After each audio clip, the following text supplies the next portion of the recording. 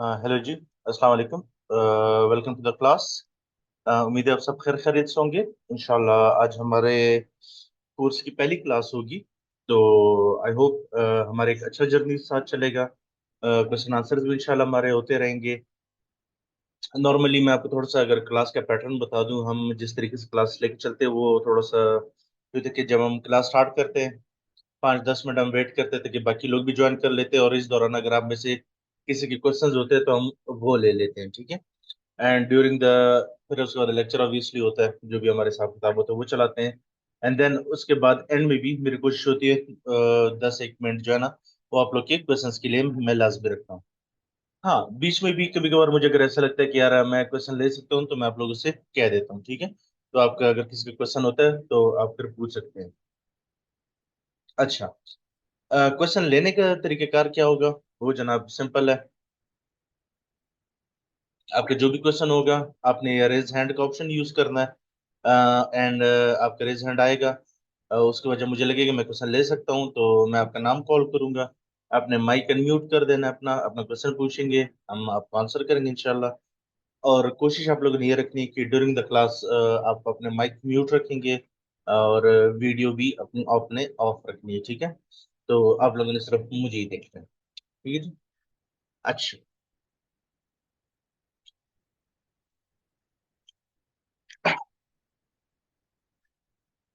अच्छा, before starting the lecture मैं थोड़े से आप लोग को एक शॉर्ट गाइडेंस दोबारा दे देता हूँ। चूंकि मैं खुद ही भी इस फील्ड में हूँ, तकरीबन 8 साढ़े 8 साल होने वाले हैं। तो मेरी कोशिश ऑब्वियसली यही होती है कि वो चीज़ें हम ज़्यादा कवर करें, उन चीज़ों पे हम ज़्यादा टाइम स्पेंड करें या ज़्यादा प्रैक्टिस करें जो नॉर्मली आपको देखने को मिलती है। अब बात की जाए टैक्स की, तो ऑब्वियसली इट्स ह्यूज थिंग, और नॉलेज के लिहाज से बहुत सारी चीज़ें इसमें। लेकिन ऑब्वियसली हम टारगेट उन चीज़ों को ज़्यादा हम करते हैं जो रेगुलर लाइफ में आपको डिफरेंट क्लाइंट्स जो भी आपके पास इंशाल्लाह आएंगे इन फ्यूचर में, जो ज्यादातर उनकी डिमांड्स होती हैं उनको हम ज्यादा टारगेट किया करेंगे, ठीक है जी। अच्छा, आते हम अपना लेक्चर आज का स्टार्ट करते हैं। मैं आप लोग के साथ स्क्रीन शेयर करता हूँ। एंड अच्छा, ड्यूरिंग द ओरिएंटेशन हमने तब भी आप डिस्क्राइब किए थी ईच एंड एवरीथिंग कि यार हम किन किन चीज़ों को देखेंगे।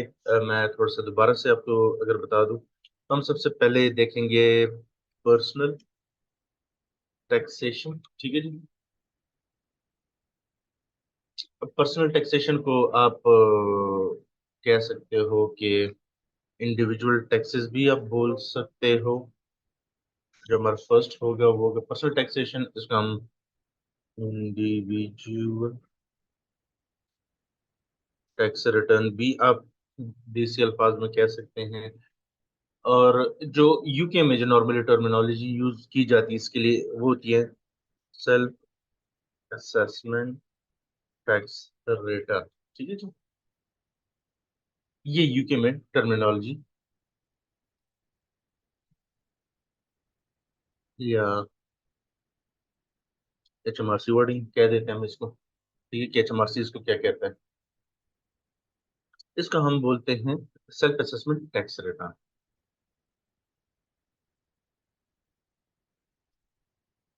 और शॉर्ट फॉर्म अगर हम इसकी बात करें तो हम इसको कहते हैं SATR, self assessment tax return, ठीक है। सेकंड नंबर पे हम जो चीज देखेंगे वो, प्यारे भाइयों और बहनों, वो चीज होती है हमारे पास corporation tax. Corporation tax companies taxation आप इसको कह सकते हैं। और इसको हम कॉरपोरेट टैक्स हम इसको बोलते हैं। और या शॉर्ट फॉर्म हम इसकी CT इसको हम बोलते हैं। और जो हम कॉरपोरेशन टैक्स के जो मेन फॉर्म होता है उसका नाम होता है CT 600, ठीक है, जो HMRC फॉर्म होते हैं। बल्कि फॉर्म की अगर मैं HMRC फॉर्म्स, इसको हम SA 100 फॉर्म इसको कहते हैं, ठीक है जी। कंपनीज के लिए कॉरपोरेशन टैक्स होती है जिसको हम CT 600 कहते हैं। अच्छा, थर्ड हम क्या देखेंगे सर? थर्ड हम देखेंगे वैल्यू एडेड टैक्स, जिसको अगर मैं कहूँ तो वीएटी हम इसको कहते हैं। सादा जुबान में इसको अगर मैं कहूँ तो हम इसको सेल्स टैक्स कहते हैं, ठीक है जी। और इसका हम वीएटी नॉर्मली इसको पुकारते हैं, और इसका फॉर्म कोई ऐसा नाम उसको होता नहीं, वीएटी रिटर्न ही हम उसको बुलाते हैं, ठीक है जी। और फोर्थ नंबर पे हम जो करेंगे वो करेंगे हम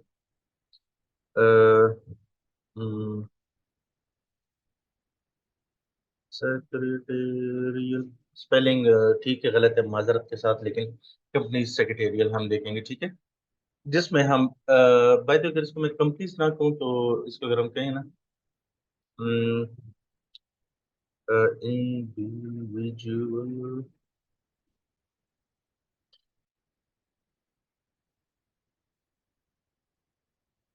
एंड कंपनी सेक्रेटेरियल, चाहे अगर कोई इंडिविजुअल पर्सन है या कंपनी है, उसके जितने भी मामलात होते हैं वो हम देखते हैं। मैटर्स रिलेटेड टू कंपनीज, ठीक है। जिसमें हम कंपनीज हाउस मैटर्स भी हम देखेंगे, और HMRC मैटर्स भी देखेंगे, ठीक है। अच्छा, अगर मैं थोड़ा सा यूके को ब्रॉड व्यू में अगर आप लोग को एलोबरेट करूं, तो हमारे पास दो बॉडीज होती हैं। अम, इसको अगर हम कहें तो दो रेगुलेटरी बॉडीज होती हैं हमारे पास। एक है हमारे पास कंपनीज हाउस, ठीक है। दूसरा हमारे पास होता है HMRC।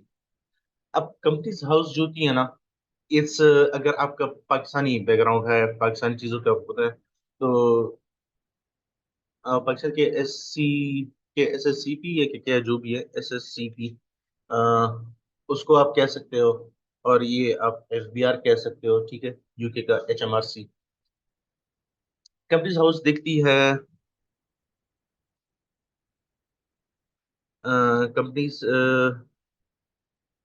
रिलेटेड इश्यूज, जिसमें आप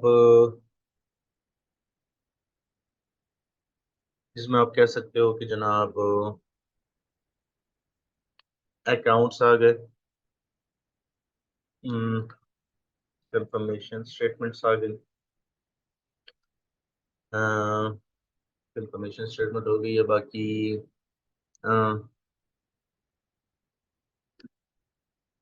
कंपनी फॉर्मेशन एंड स्ट्रक्चर,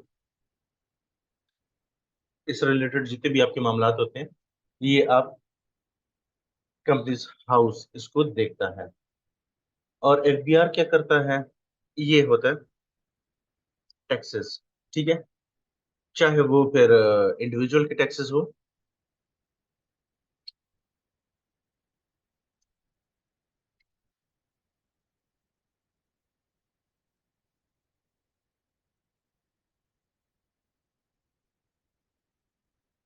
चाहे वो कंपनी के टैक्सेस हो या इंडिविजुअल के टैक्सेस हो, वो रेगुलेटरी बॉडी जो है वो है HMRC, ठीक है। हमारे पास, मैं आपको थोड़ा सा दोबारा से रिवाइज कर देता हूँ। हम देखेंगे पर्सनल टैक्सेशन देखेंगे, जो कि हम एक इंडिविजुअल के टैक्सेस क्या क्या हो सकते हैं, ठीक है। कॉर्पोरेशन टैक्स कंपनीज की तरफ भी हम जाएंगे, VAT की तरफ जाएंगे, वैल्यू एडेड टैक्स की तरफ, सेल्स टैक्स वगैरह की तरफ भी हम जाएंगे। और जो इंडिविजुअल और कंपनीज के जो भी गवर्नमेंट के साथ मामला होते हैं, चाहे वो कंपनीज हाउस से रिलेटेड हो या HMRC के साथ रिलेटेड हो, वो सारी चीजें हम देखेंगे। हमारा पहला मुद्दा जो होगा वो होगा हमारे पास पर्सनल टैक्सेशन, ठीक है। हम स्टार्ट करेंगे इंडिविजुअल के टैक्सेस से।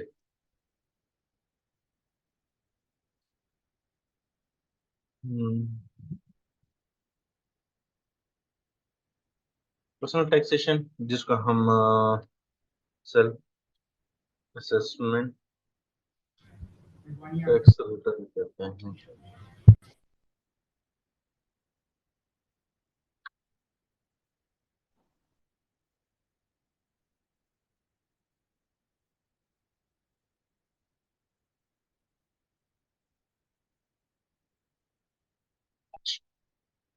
अब सेल्फ असेसमेंट टैक्स रिटर्न की अगर हम बात करते हैं तो थोड़ा सा ब्रॉड व्यू में जाते हैं। फॉर एग्जांपल अगर हम कहते हैं, ये मुनव्वर साहब अगर आप अपना माइक अनम्यूट कर ले तो अच्छा होगा, हमारे साथ थोड़ी गपशप लगाए सर। एडवोकेट मुनव्वर साहब।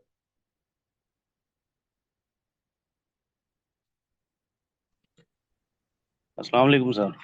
वालेकुम सलाम सर, कैसे हैं आप? जी अल्हम्दुलिल्लाह ठीक ठाक सर। सर आपके नाम से तो हमने पहचान लिया कि आप वकील साहब हैं, ऐसे ही है सर? जी जी सर। अच्छा।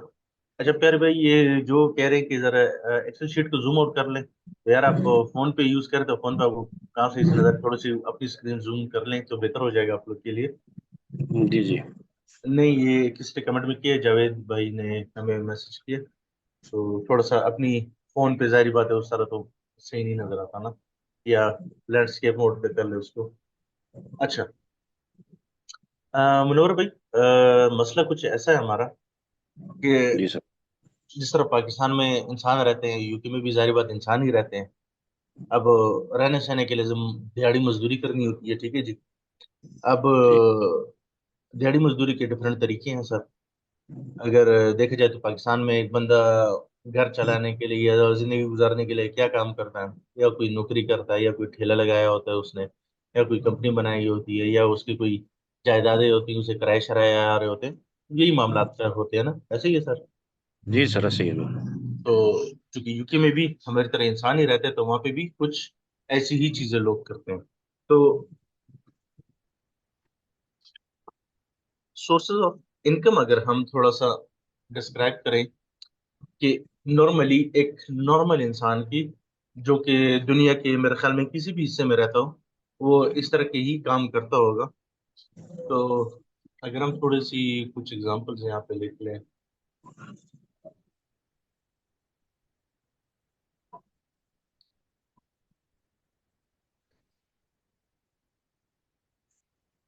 सर पहले तो मेरे ख्याल में जो सबसे कॉमन सोर्स ऑफ इनकम किसी की हो सकती है, वो हो सकती है एम्प्लॉयमेंट इनकम हो सकती है।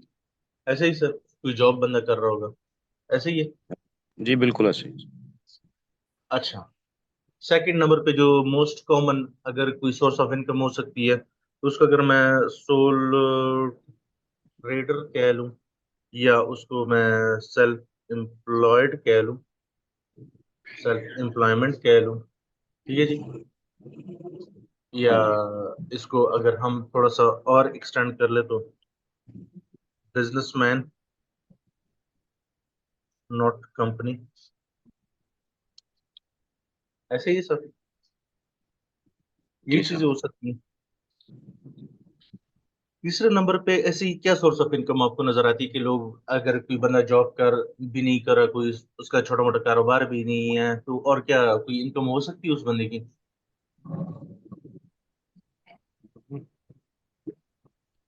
तो प्रॉपर्टी कम। इनकम हो सकती है, कैपिटल गेन हो सकता है, इन्वेस्टमेंट है, अदर सोर्स ऑफ इनकम हो सकती है। अच्छा। जिस तरह हमारे पास एक भाई ने हमें सजेशन दी कि उसकी प्रॉपर्टी इनकम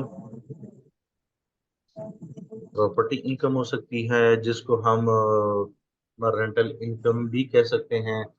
उसके बाद हम कह रहे हैं, हम किसी कंपनी के शेयर होल्डर भी तो हो सकते हैं ना, है मुनव्वर भाई? जी जी सर बिल्कुल। तो कंपनी से हमारी किस तरह की इनकम आती है? हम्म, अगर आप एक कंपनी के शेयर होल्डर हैं, तो आप उस कंपनी से कैसे फायदा ले सकते हैं, मतलब आपको क्या फायदा मिलता है उस कंपनी से?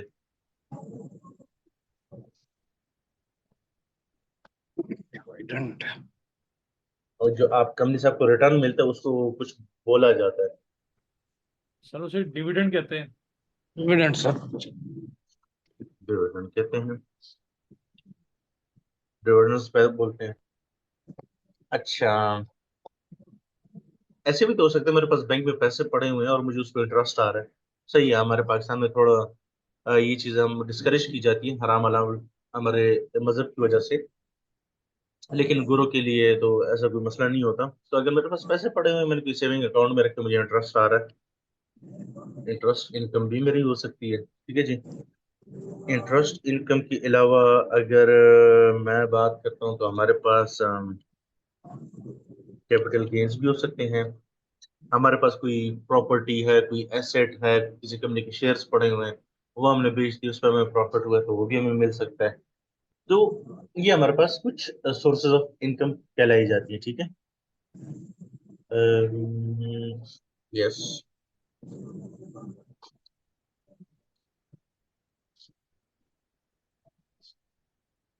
पार्टनरशिप भी हो सकती है हमारे पास, ठीक है।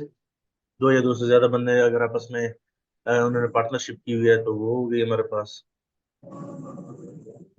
एहसन भाई, आपको गैम्बलिंग का बड़ा शौक है सर, हैं? गैम्बलिंग एग्जाम है बाय द वे, बता दो कोई मत। तो गैम्बलिंग इनकम, मैं मजाक में नहीं कह रहा हूँ, है ऐसा है, ठीक है। गैम्बलिंग की अगर आपकी कोई अर्निंग है तो वो आपके लिए एग्जाम है।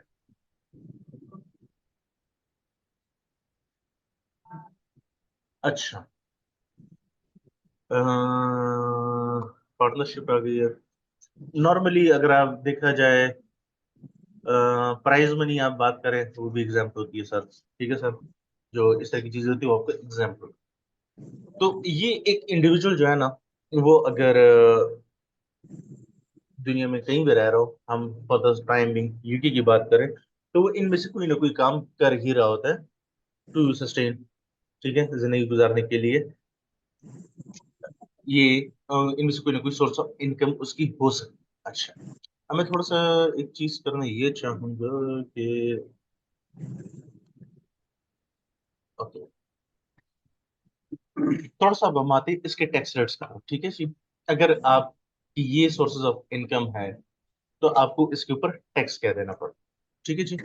अच्छा, इससे पहले अगर हम आगे बढ़े, हम थोड़ा सा जानते हैं कि हमारे पास टैक्स एयर क्या है, ठीक है। जिस तरह अगर हम कहते हैं पाकिस्तान टैक्स ईयर की अगर हम बात करते हैं, जो कि आई बिलीव जो अभी चल रहा है वो हमारा वो है 1 जुलाई 2024 से 30 जून 2025 पाकिस्तान का ये टैक्स ईयर चल रहा है।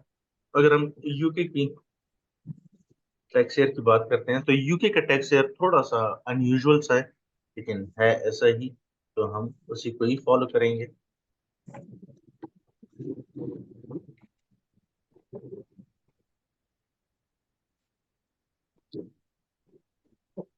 आदो टैक्स ईयर एंड हो गया है, ठीक है जी, अप्रैल में एंड हो चुका है। लेकिन ऑब्वियसली अभी जो आपके पास काम आ रहा होगा, चाहे वो कंपनीज हैं चाहे वो इंडिविजुअल के टैक्सेस हैं, वो आपको इस टैक्स ईयर से रिलेटेड मिलेंगे। क्यों? क्योंकि नेक्स्ट टैक्स ईयर जो है ना वो 2026 अभी आया नहीं है, तो लिहाजा अभी तक खत्म नहीं हुआ, ठीक है। तो लिहाजा उसकी इम्प्लीकेशन अभी नहीं है। राइट नाउ आपको जो इम्प्लीकेशन नजर आएगी वो नजर आएगी टैक्स ईयर 24-25 की, ठीक है। इसको मल्टीपल नाम दिए जाते हैं। HMRC इसको टैक्स ईयर 2024 कहता है, या फिर इसको वो 24/5 ये कहता है उसको, ठीक है जी। लेकिन हम कंफ्यूजन से बचने के लिए टैक्स ईयर 24-25 इसको हम कहते हैं, ताकि हमें पता हो। अब यूके का एज पर HMRC जो टैक्स ईयर चलता है वो चलता है 6 अप्रैल 2024 से 5 अप्रैल 2025 तक, जो अभी हम देख रहे हैं, ठीक है। अच्छा, अब लेट्स से जिस तरह अभी 5 अप्रैल 2024 गुजरा है, तो एक इंडिविजुअल पे ये चीज लाजिम हो गई है जो कि यूके में टैक्स पे करेगा। उसके लिए क्या कंडीशन है कि भाईजान इस इंसान ने, लेट्स से मैं अगर अपनी बात करता हूँ कि अगर वकास साहब है जो कि यूके में रह रहे हैं, या उनकी यूके से कोई इनकम है, मतलब यूके में रह रहे हैं और यूके से कोई फॉरेन कंट्री से भी उसकी कोई इनकम आ रही है,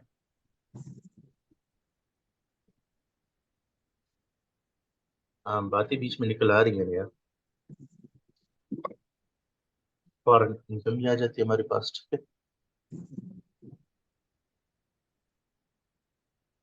ठीक है। इसमें हमारे पास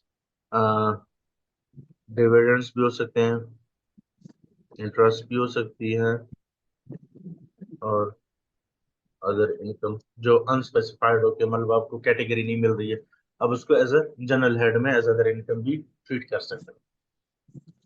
जी, हमारा टैक्स एंड हुआ 5 अप्रैल 2025 को। HMRC ने आपसे कहा कि भाईजान बात ऐसी है कि साल खत्म हो गया, आपने इस पूरे साल में 6 अप्रैल 2024 से लेकर 5 अप्रैल 2025 तक जितना भी कमाया है हमें बता दो। ठीक है जी। अब आप उसको बताओगे कि भाईजान मेरी कोई जॉब थी। ठीक है जी, अगर मेरी जॉब थी तो मेरी क्या इनकम थी। ठीक है जी। बाय द वे, जॉब का रिकॉर्ड HMRC के पास वैसे होता भी है। कैसे होता है वो हम थोड़ा सा आगे जाके इसको हम डील करेंगे। ठीक है जी। उसके अलावा अगर आपकी कोई सोल ट्रेड, कोई सारा बिजनेस था, सेल्फ एम्प्लॉयमेंट, कोई छोटा मोटा आपका बिजनेस था लेकिन अनरजिस्टर्ड, अनरजिस्टर्ड से मुराद है कि वो एज ए कंपनी रजिस्टर्ड नहीं है। ठीक है। हम यहाँ तक, बाय द वे, हम नेक्स्ट एक डेढ़, तकरीबन 1 महीने तक हम जितनी भी बातें करेंगे, हाँ, वो हम इंडिविजुअल के पर्सपेक्टिव से करेंगे, हम कंपनीज की बात नहीं करेंगे। ठीक है जी। अच्छा, हमने क्या, हमारा टैक्स अरेंड हुआ, हमने टैक्स रिटर्न बनानी है। उसके लिए हमें क्या क्या चाहिए? भाई, मेरी जितनी भी सोर्सेज ऑफ इनकम थी, मैंने जितने पैसे कमाए हैं उनको मैंने भी टैक्स रिटर्न में शो करना है। ठीक है। शो करना है, उस पर टैक्स कैलकुलेशन होगी, जितना मेरा टैक्स बनेगा उतना टैक्स मैंने HMRC को पे करना है। सीधी सादी बात ये है आपके पास। अच्छा, टैक्स कितना पे करना है तो वो भी थोड़ा सा हम फिर देख लेते हैं कि जनाब टैक्स हमने कितना पे करना होता है। उसके लिए मैं आपको अगर थोड़ा सा हम बैंड्स इधर हम लिख लेते हैं, फ्रॉम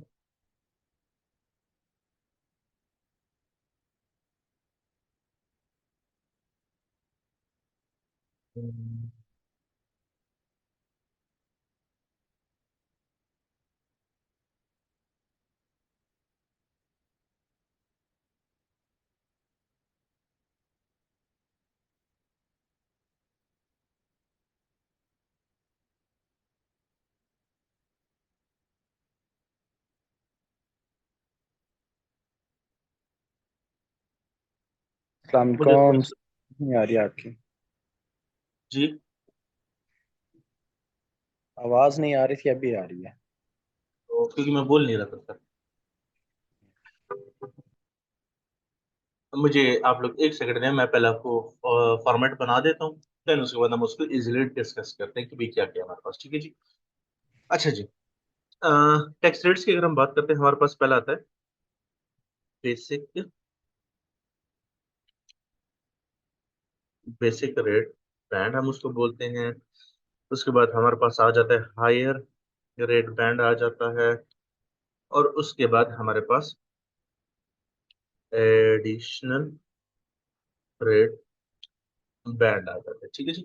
ये हमारे पास 3 डिफरेंट तरह के स्लैब्स हैं HMRC के, जिसके बेसिस पे हमने टैक्स पे करना। अच्छा, पहला बैंड क्या है हमारे पास सारा? वो है जी,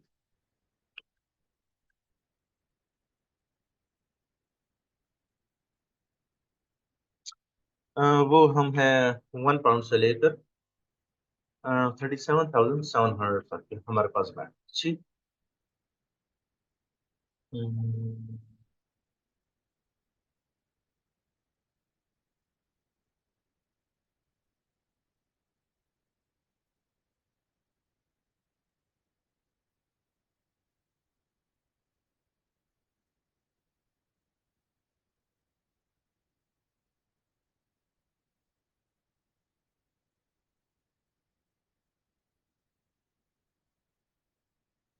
ठीक है।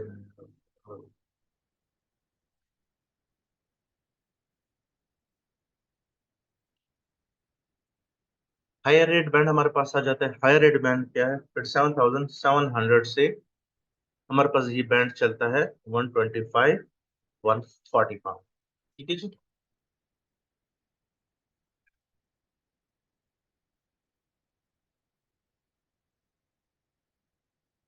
और इसके बाद 125, 140 और above। सर, मुद्दा ये है हमारे पास कि हमने कहा कि हमारा टैक्स ईयर एंड हुआ 5 अप्रैल 2025 को, हमने टैक्स रिटर्न बनानी। ठीक है जी। अब टैक्स रिटर्न बनाने के लिए हमें सबसे पहले ये आइडेंटिफाई करना है कि जनाब जिस बंदे की आप टैक्स रिटर्न बना रहे हैं, या आप लेट्स से आप अपनी बना रहे हैं UK में, तो आपने सबसे पहले आइडेंटिफाई करना है कि आपकी ड्यूरिंग द टैक्स ईयर 6 अप्रैल 2024 से लेकर 5 अप्रैल 2025 तक आपकी कौन कौन सी सोर्सेज ऑफ इनकम थी। ठीक है जी। अब आप लेट्स से कहते हैं मेरी एम्प्लॉयमेंट भी थी और मेरा कोई छोटा मोटा बिजनेस भी था। ठीक है जी, आप दो काम कर रहे थे। ठीक है, अब एम्प्लॉयमेंट इनकम आप अपने पास रिकॉर्ड करोगे कि भाई कितनी थी। अब वो आप किस तरह से करते हो, वो जब हम इनिशियल एम्प्लॉयमेंट इनकम साइट पे हम जाएंगे तो उधर मैं आपको डिटेल में बता दूंगा। नॉर्मली आपके एम्प्लॉयर से आपको पूरा एक टैक्स सर्टिफिकेट टाइप मिलता है जिसको P60 फॉर्म बोलते हैं। वो डिटेल में मैं आपको दिखाऊंगा भी, पढ़ाऊंगा भी, उसकी आप फिलहाल टेंशन ना लें। तो उस जो टैक्स सर्टिफिकेट होता है आपकी एनुअल सैलरी जिसमें मेंशन होती है और आपसे जितना टैक्स डिडक्ट हुआ होता है वो भी उसमें मेंशन होता है। तो आपने वो गैदर कर लेना है, वो अपने पास रिकॉर्ड में आप रख लोगे। सेकंड, उसके पास आपने जो अपना छोटा मोटा बिजनेस रन किया, जो भी आपका सोल ट्रेड बिजनेस था, चाहे आपका कोई छोटा मोटा ढाबा था, कोई कैफे रेस्टोरेंट, कोई कंसल्टेंसी बिजनेस कर रहे हो, what ever you name it, unless until वो कंपनी रजिस्टर्ड नहीं है, वो हमारा सोल ट्रेड बिजनेस है। बेशक अगर आप उसको फ्रीलांसिंग से भी मुखातिब करें, जिस तरह एक भाई ने भी कहा भी था कि फ्रीलांसिंग आपकी as a sole trade consider की जाती है, as a self employment, self proprietor, जो भी आप इसको नाम देना चाहते हैं ना। मतलब वो आप अपनी कैपेसिटी में कर रहे हो, आप एज अ कंपनी नहीं कर रहे हो। ठीक है, तो उसका आपने एक प्रॉफिट और लॉस बनाना है कि आपकी सेल कितनी हुई है और आपको उस बिजनेस से रिलेटेड एक्सपेंसेस आपके कितने हुए। ठीक है, तो उसका आपके पास प्रॉफिट आ जाएगा। अब लकीली अगर मैं वैसी अगर आपको यहाँ पे एक एग्जांपल के तौर पर अगर यहाँ पे लिखूं कि oops, मैं कहता हूँ लेट्स से मेरी एम्प्लॉयमेंट इनकम जनाब पूरे साल में मैंने कोई 25,000 पाउंड एम्प्लॉयमेंट इनकम मैंने कमाई है। मैं जस्ट एक रफ एग्जांपल आपके लिए बना रहा हूँ। ठीक है जी। और जो हमारे पास हमने सोल ट्रेड बिजनेस की है, मैं कहता हूँ यहाँ कोई 12,500 मैंने वहां से पैसे कमाए। ठीक है जी। अब अगर मैं यहाँ पे टोटल अपनी इनकम कैलकुलेट करता हूँ, वो 37,500 बना। अब यूके में थोड़ा सा टैक्स स्ट्रक्चर पाकिस्तान से डिफरेंट है। आई बिलीव जितना मुझे आइडिया है पाकिस्तान का, अब अगर एक बंदा जॉब कर रहा है तो उसके लिए tax slabs, tax rate I think different है। और अगर एक बंदा कोई बिजनेस कर रहा है, एक सोल ट्रेडर है, तो उसके लिए टैक्स रेट्स थोड़े डिफरेंट है। ठीक है, जितना मुझे आइडिया, डिटेल क्या है मुझे नहीं है। हाँ, यूके का मुझे पता है, वो मैं आपको बता देता हूँ। यूके में बेशक चाहे आपकी एम्प्लॉयमेंट इनकम है, जो जो हाईलाइट मैं करता जाऊंगा वो आपने नोट करते जाना है। एम्प्लॉयमेंट इनकम होगी, सोल ट्रेड इनकम होगी, पार्टनरशिप इनकम हो गई है, डिविडेंड इनकम हो गई, इंटरेस्ट इनकम हो गई, पार्टनरशिप इनकम हो गई है, फॉरेन इनकम चाहे वो डिविडेंड, इंटरेस्ट, अदर इनकम जो भी आपके पास आ रही है, आपकी इन तमाम इनकम्स को कैलकुलेट किया जाता है, इन सबको सम बनाया जाता है। जिस तरह मैंने किया, जैसे हम कहते हैं हमारी एम्प्लॉयमेंट इनकम थी, सोल ट्रेड इनकम थी, इन तमाम इनकम्स को कंबाइन करके एक इनकम बनाया जाता है। और उस एक इनकम को फिर चेक किया जाता है कि भाईजान आप कौन से स्लैब में फॉल कर रहे हैं, और उस पे जो रेलेवेंट टैक्स रेट्स हैं वो आपके ऊपर लगते हैं। जिस तरह से अभी हमने ये चेक किया कि हमारे पास जो सबसे पहले बेसिक रेट आता है वो क्या है। अगर आपकी पूरे साल में, पूरे टैक्स ईयर में, फ्रॉम 6 अप्रैल 2024 से 5 अप्रैल 2025 तक आपकी जितनी भी सोर्सेज ऑफ इनकम थी, ठीक है, जो मैंने हाईलाइट किए एक्सेप्ट कैपिटल गेन्स, उसके टैक्स रेट्स थोड़े से डिफरेंट है। बाकी जितनी भी हमारे ये सोर्सेज ऑफ इनकम है, इन सब के टैक्स रेट्स जो है ना वो सेम है। अगर किसी को पता है कि यहाँ पे मैंने इस चीज को मैं गलत बोल रहा हूँ तो वो चुप रहे, क्योंकि मुझे पता है मैं क्या गलत बोल रहा हूँ। वो मैं बाद में आपको आके मैं खुद ही करेक्शन कर लूंगा। फिलहाल कंफ्यूजन नहीं क्रिएट करनी मैंने। अच्छा, क्योंकि अगर कोई यूके के बैकग्राउंड से है या उसने इससे या इस तरह के आईसीडब्ल्यू से है तो क्या क्या जी डिविडेंड के टैक्स रेट भी डिफरेंट होते हैं। जी बिल्कुल होते हैं, लेकिन for the time being understanding के लिए हम ये कंसिडर कर रहे हैं कि इसके भी सेम ही टैक्स रेट्स है। अच्छा, कैसे रेंट हुआ, आपकी जितनी भी सोर्सेज ऑफ इनकम थी, जो भी मैंने ये लोग हाईलाइट की हूँ, इन सब की इनकम आप अपने साथ यहाँ पे कैलकुलेट करोगे कि ये मेरी इनकम्स आई है, आपके पास ये टोटल इनकम आई है। और इस पे फिर आपकी ये टैक्स रेट्स अप्लाई होते हैं। टैक्स रेट किस तरह अप्लाई होते हैं, अगर आपकी पूरे साल की इनकम, सारी सोर्सेज ऑफ इनकम्स को मिलाकर अगर आपकी इनकम फॉल करती है बिटवीन 1 पाउंड से लेकर 37,700 पाउंड के बीच में, अगर इनकम फॉल करती है तो प्यारे भाई आपको टैक्स देना पड़ता है 20%। ठीक है, अब जिस तरह अगर हम यहाँ पे देखें तो हम I believe basic rate band में ही फॉल करें, क्योंकि हमारी टोटल इनकम बन रही है 37,500, जबकि मेरे पास बैंड है 37,700 तक। तो मैं बेसिक रेट टैक्स पेयर बन गया, और basic rate tax pair 20% tax पे करेगा। अगर मैं यहाँ पे 20% टैक्स रेट लगाता हूँ तो मुझे जो टैक्स पे करना पड़ेगा वो पे करना पड़ेगा 7,500 पाउंड। ये मेरा टैक्स बनता है पूरे साल का, ये मैंने गवर्नमेंट को पे करना है, HMRC को। ठीक है, जैसे मैं कहता मेरे पास कुछ थोड़ी प्रॉपर्टी इनकम भी थी बीच में, मैं कहता जनाब कुछ 15,600 ये बन गई थी इनकम बीच में। डिविडेंड इनकम मैं कहना 5,000 डिविडेंड मुझे कंपनी से मिल गए थे, खुद से एक तरफ वो हम बनाए जा रहे। ठीक है जी। इंटरेस्ट इनकम मैं कहता 450 पाउंड इंटरेस्ट इनकम बन गई थी। फॉरेन इनकम मैं कह लेता हूँ जनाब कोई 15,000 मुझे फॉरेन इनकम भी मेरी बनी थी, वो भी हमने ले ली। अच्छा, अब अगर इस सनेरी में हम देखा जाए तो प्यारे भाई हमारी जो टोटल इनकम बन रही है वो बन रही है 73,550 पाउंड्स। ठीक है जी। जिसमें देखा जाए तो भाईजान मैं मेरी इनकम बेसिक रेट बैंड से तो एक्सीड कर कर गई है। ठीक है जी, क्योंकि मेरी इनकम बन रही है जनाब 73,000। तो अगर मैं यहाँ पे ये लिखूं कि इसमें जो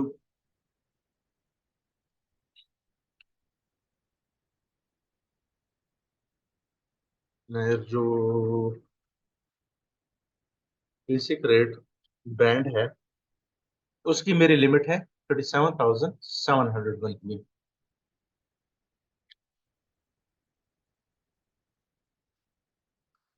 ठीक है जी, ये मेरी बेसिक इनकम हो गई है, मतलब मेरा ये बैंड तो फुली यूटिलाइज हो गया, जिसके ऊपर मुझे टैक्स पे करना है 20%।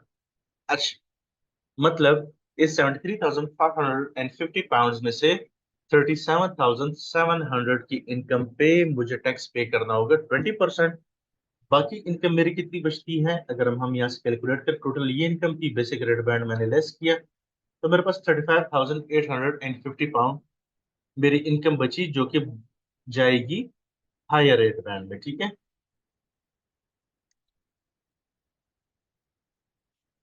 अब हायर रेट बैंड का क्या टैक्स रेट है जनाब, वो है 40%। अब हम यहाँ पे लगा लेंगे सर टैक्स रेट्स,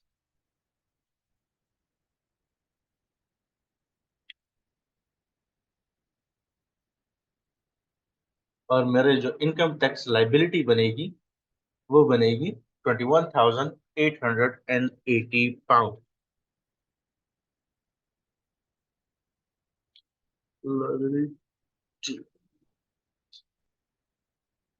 ठीक है जी।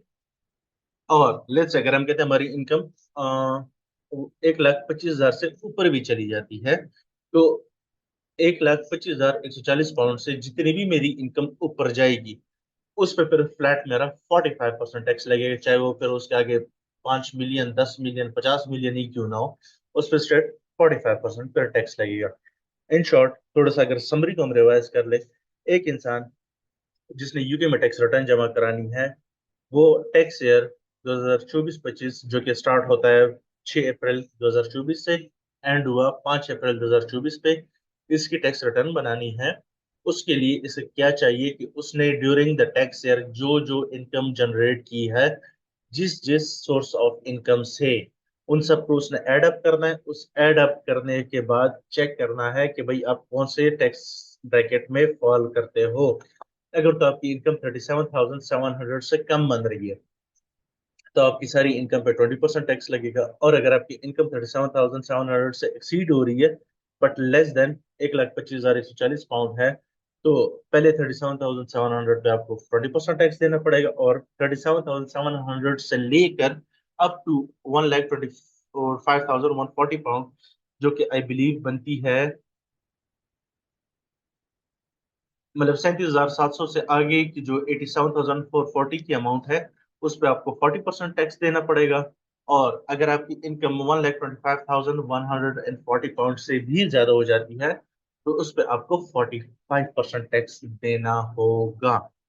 लेकिन यहाँ पे एक थोड़ा सा ट्विस्ट हम डालना चाहेंगे कि हमने ये तो देख लिया कि भाईजान टैक्स ईयर एंड हुआ, हमने अपनी इनकम्स एक साथ की, उनको ऐड किया, उस पर टैक्स रेट लगा लिया। लेकिन लेकिन लेकिन टैक्स रेट लगाने से पहले यहाँ पे हमारे पास एक छोटी सी प्यारी सी चीज होती है जिसको हम बोलते हैं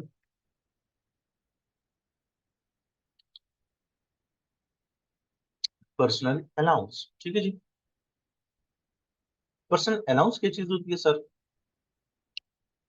ये एक फ्री आपके लिए स्लैब है, एक फ्री अमाउंट है आपके पास, जिस पे आपको टैक्स नहीं पे करना पड़ता है। जिस तरह अगर आप पाकिस्तान की बात करते हैं, लेट्स अगर एक बंदा जॉब कर रहा है तो उसके लिए बेसिक रेट बैंड जो एग्जाम्प्ट बैंड है वो है 6 लाख 6 लाख रुपए पर एनम। मतलब अगर एक बंदा 50,000 रुपए मंथली सैलरी ले रहा है तो उसको पाकिस्तान में कोई टैक्स नहीं देना होगा एम्प्लॉयमेंट इनकम पे। हाँ, 50 जो एनुअल सैलरी जब 6 लाख बनती है, अगर आपकी एनुअल सैलरी 6 लाख से ऊपर बन रही है तो ऊपर वाली इनकम पे आई बिलीव स्टार्टिंग बैंड 5% है। ठीक है, वो हिसाब है। इस तरह यूके का भी है, लेकिन पाकिस्तान का चूंकि एम्प्लॉयमेंट के लिए डिफरेंट बैंड है, सोल ट्रेडर के लिए डिफरेंट है, यूके में ऐसा कुछ नहीं है। ठीक है जी। यूके में जिस तरह मैंने आपसे कहा, ये वो कहते हैं ना, वो पंजाबी में अक्सर कहते हैं ना कि एक ही छोटी सी रेवड़ या एक ही छोटी सी हाँकना तमाम पूरे रेवड़ को, चाहे बकरा है, बकरी है, गाय है, गधा भैंस जो भी है ना, उसको एक ही लकड़ी से ही या सोटी से ही हाँक रहे होते हैं। तो इधर भी वही हिसाब है। आपकी जो भी सोर्स ऑफ इनकम है उस सबको क्लब किया जाता है। ठीक है जी। एक टोटल अमाउंट आपकी बन जाती है जो आपने पूरे साल में अर्न की है, उसमें से एक फिक्स अमाउंट आपके लिए एग्जाम्प्ट कर दी जाती है, जो कि फॉर द टैक्स ईयर 24-25 वो है 12,570 पाउंड। सॉरी, 12,570 पाउंड, ये आपके लिए एग्जाम्प्ट बैंड है। ठीक है जी। इसको हम अगर कहते हैं टोटल इनकम। ठीक है जी। इसके बाद जो हमारे पास इनकम बनती है, मतलब मेरी ये टोटल इनकम थी, इसमें से पर्सनल अलाउंस हम लेस कर देंगे। हमारी टैक्सेबल इनकम, इसको आप टैक्सेबल इनकम कह सकते हो या इसको टोटल नेट इनकम भी कह सकते हो आप। ठीक है जी। मतलब क्या हुआ, पूरे साल में आपने ये जितने भी सोर्सेज ऑफ इनकम थी उसकी वैल्यूज, उसकी अमाउंट्स आपने एक साथ जमा की, वो बनी आपकी 73,550 पाउंड। ठीक है। उसमें से आपको HMRC ने एक फिक्स अमाउंट, जो कि हर एक इंसान के लिए जो यूके में टैक्स रिटर्न जमा करा रहा है उसके लिए फिक्स अमाउंट है, वो है 12,570 पाउंड। ठीक है जी, 12,570 पाउंड। ये उसके लिए एग्जाम्पल है। तो आपकी टोटल जो इनकम बनी उसमें से आप पर्सनल अलाउंस को लेस कर दोगे, लेस पर्सनल अलाउंस आप कर दोगे, तो आपके पास जो टोटल टैक्सेबल इनकम आपके पास बनी है सर, वो बनी है 60,980 पाउंड। अब आपको टैक्स जो पे करना है ना प्यारे भाई, वो पे करना है इस अमाउंट आफ्टर पर्सनल अलाउंस। आपकी जो इनकम बनती है ना पर्सनल अलाउंस लेने के बाद, आपकी जो इनकम बनती है इस पे आपने टैक्स लेना है। तो ये स्टिल बेसिक रेट बैंड से ज्यादा है, तो 37,000 हमारा बेसिक रेट बैंड आ गया। और अब हम ये कर लेंगे 60,000 में से ये लेस कर लेंगे, तो हमारे पास अभी इनकम जो बनी है वो 23,280 बनी है। हायर रेट बैंड की हमने टैक्स रेट्स अप्लाई की, ये हमारे टैक्सेस बने। और हमारी जो total tax liability for the tax year 24-25 बनी है, वो बनी है 16,852 पाउंड।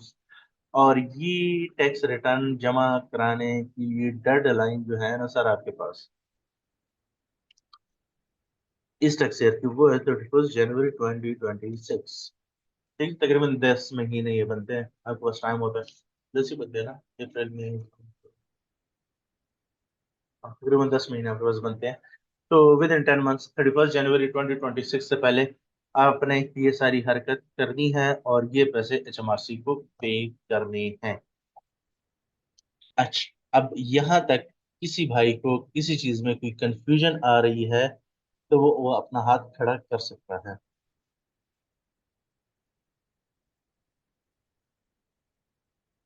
अच्छा, फर्स्ट ऑफ ऑल ये रमीज हुसैन भाई, यहाँ पे आप जरा आप अगर अपनी एडवर्टाइजमेंट ये जो भी कर रहे हैं इसको थोड़ा सा अगर आप साइड पर रखें तो मेहरबानी होगी आपकी सर। रमीज हुसैन साहब, आप अवेलेबल?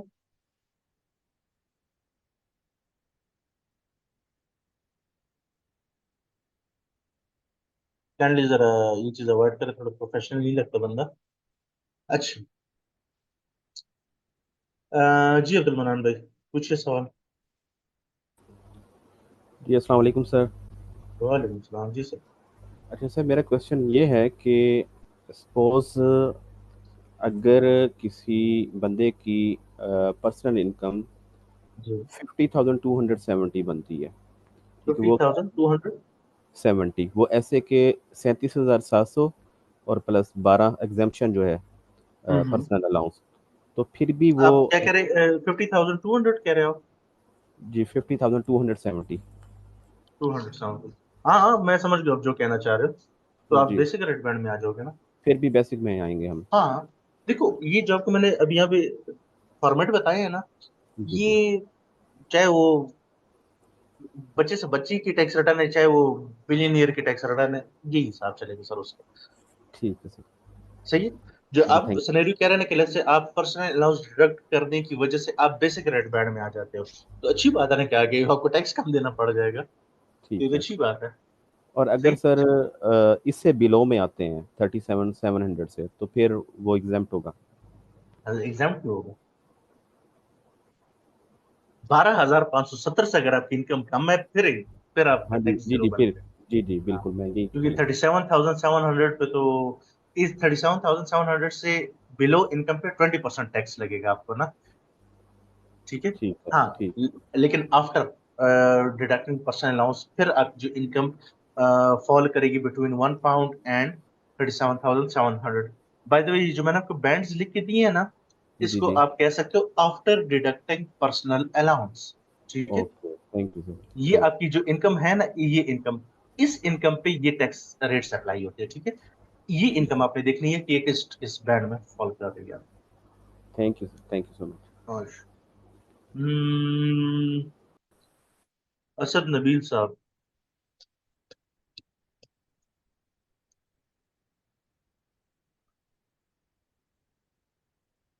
जी हेलो। असद। जी। जी अस्सलाम असद वालेकुम साहब। सर। वालेकुम सलाम। सर मेरा एक क्वेश्चन ये है कि ये अक्सर हमने सुना है यूके में जो लोग उबर की जॉब करते हैं, उबर टैक्सी है या उबर ड्राइवर की जॉब करते हैं, हाँ तो उनकी जो इनकम है वो सेल्फ एम्प्लॉयमेंट के अंडर आएगी या किस में आएगी वो? जी, क्योंकि वो किसी कोई जॉब तो नहीं कर रहे हैं ना, तो वो खुद ही काम जी करे, एक सोल ट्रेड बिजनेस, आप उसको उस कैटेगरी में ले जाते हो आप। सही। तो सर आप उसमें इस वो कोई एक्सपेंस भी माइनस कर सकते हैं उस इनकम में से जब वो डिक्लेयर करेंगे तो? ऑब्वियसली, देखिए, बिजनेस का आप हमेशा प्रॉफिट और लॉस बनाते हो ना। अब आपकी जी इनकम भी आई होगी, आपके एक्सपेंसेस होंगे, सबसे पहले आपके सर। फ्यूल कॉस्ट, आपका मेन कॉस्ट होगी, फिर गाड़ी की जी मेंटेनेंस हो गई है, इवन आपका जो फूड होता है, वो आ जाता है बीच में, वो सारे आप लेस करोगे ना। प्रॉफिट प्रॉफिट पे आपने सही। टैक्स देना, ठीक है ना। प्रॉफिट का मतलब क्या प्रॉफिट हुआ? Pay tax. Sale minus business expenses, उसके बाद जो प्रॉफिट आता है, प्रॉफिट पे अपनी टैक्स देना। जी ठीक। ठीक है थैंक जी। You sir. थैंक। और नो इशू। जी। मिनाहिल शफीक। अस्सलाम वालेकुम सर। वालेकुम सलाम। सर मेरा क्वेश्चन है, जो जितना सोल ट्रेड है बिजनेसमैन वाले, उसमें अगर प्रॉफिट की जगह अच्छा, पहले लॉस अराइज माजरत हो, भाई, मैंने आपका नाम मैं मिनाहिल बोले, मिनहाल है, सॉरी। माजरत। कोई बात नहीं। जी। हाँ सर, ये क्वेश्चन है कि जो बिजनेस सोल ट्रेड है बिजनेसमैन वाले, उससे अगर प्रॉफिट की जगह लॉस अराइज होता है, तो फिर क्या वो हाँ। एडजस्ट होगा बाकी अदर इनकम से, या फिर कैरी फॉरवर्ड होता है क्या उसके वो ट्रीटमेंट? अच्छा। आपने बड़ी अच्छी क्वेश्चन पूछे। फॉर द टाइम भी, आप इसको थोड़ा सा इस पर्सपेक्टिव से देखो। अगर आपके पास, देखो, टैक्स आप प्रॉफिट पे देते हो या लॉस पे देते हो? प्रॉफिट्स पे देते हो ना। हाँ, प्रॉफिट पर। तो अगर आपको लॉस हो रहा है, तो फर्स्ट ऑफ ऑल वो तो आपकी इस कंप्यूटेशन का पार्ट ही नहीं बनेगा, ऐसे ही है। हम्म। क्योंकि लॉस है ऑब्वियसली। हाँ, आप जो कह रहे हो जो लॉस है, क्या उसको मैं एडजस्ट करा सकता हूँ? बिल्कुल करा सकते हो। उसके पांच पांच डिफरेंट तरीके लॉस रिलीफ्स आपके पास हैं। तो मेरे ख्याल में उसको अगर हम थोड़ा सा उसकी तरफ छोड़ देना, जब हम सोल ट्रेडर डिटेल में पढ़ेंगे तो ज्यादा अच्छा, बेहतर हो जाएगा। हाँ, एडजस्ट करा चलो सकते हो। सही। अदर सोर्सेज ऑफ इनकम से भी करा सकते हो, पिछले साल से भी करा सकते हो, आगे सालों कैरी फॉरवर्ड भी कर सकते हो। तो हमारे पास चार पांच डिफरेंट ऑप्शंस हैं। ठीक है। सही। चलो हाँ। सही, थैंक यू। और- और जी मर्शद साहब। मेरा क्वेश्चन ये है कि मेरी इनकम बन रही है 58,000। हम्म। उसमें 5,000 डिविडेंड है और 5,000 इंटरेस्ट है, जी और बाकी जो है ना वो एम्प्लॉयमेंट और सोल ट्रेडर वगैरह की इनकम है, यानी 48 +5 + 5 58 बढ़ रही है। मुझे ऐसे एग्जाम्पल से आइडिया अगर मुझे क्लियर कर देंगे तो मुझे बेहतर रहेगा। तो अगर आपकी इनकम 58,000 बन रही है तो जी 58 में से फॉर द टाइमिंग आप पर्सनल अलाउंस लेस कर जितनी इनकम आपकी रहेगी उस पर आप टैक्स रेट कर लें। जैसे आपके तो आपकी 58,000 इनकम बन रही है, ये आपने लेस किया, आपकी टोटल अमाउंट टैक्सेबल अमाउंट 45,430 बन रही है, जिसमें से बेसिक रेट बैंड आप 37,000 तक की जो आपकी इनकम है उस पर 20% टैक्स लगा, और रिमेनिंग इनकम जो आपकी बनती है उस पर 40% टैक्स लगा, और आपकी इनकम टैक्स लाइबिलिटी बनी 10,632। नहीं सर, मैं क्वेश्चन में कहा था कि उसमें डिविडेंड इनकम भी है और इंटरेस्ट इनकम भी है 5,000। हाँ तो डिविडेंड इनकम में कुछ एग्जाम्पशन होती है और कुछ इंटरेस्ट में होती है। यार भाई देखो, मैंने आप सवाल पूछने से पहले आप लोग को कहा ही यही है कि जितना अभी तक हमने किया है इसमें हम्म, सवाल पूछा, ठीक है ना, उस तक हम गए नहीं, ठीक है ना। अगर हम्म। उसको वो जवाब मैं भी आपको दे दूं तो फिर बाकी कंफ्यूज सर हो जाएंगे। इसमें तो इंटरेस्ट भी आपने किया है और डिविडेंड में किया है, इसलिए मैं इसको साथ इंक्रीज कर रहा आप मुझसे थोड़ा सा एक स्टेप आगे जा रहे हैं ना, तो मैं उधर अभी नहीं जाना चाह रहा हूँ, ठीक हूँ। है, जी ठीक। क्योंकि बाकी जी भी लोग भी हैं, ठीक है। तो जी उसकी तरफ जब हम जाते हैं तब आपकी क्वेश्चन क्लियर हो जाए, ठीक है। जी बेहतर। हाँ। ठीक है। Yes। जी, एनीवन एल्स, किसी को कोई कंफ्यूजन?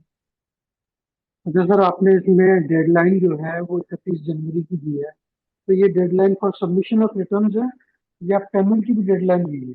दोनों। अच्छा, दोनों के सीखने मिलेंगे। जी।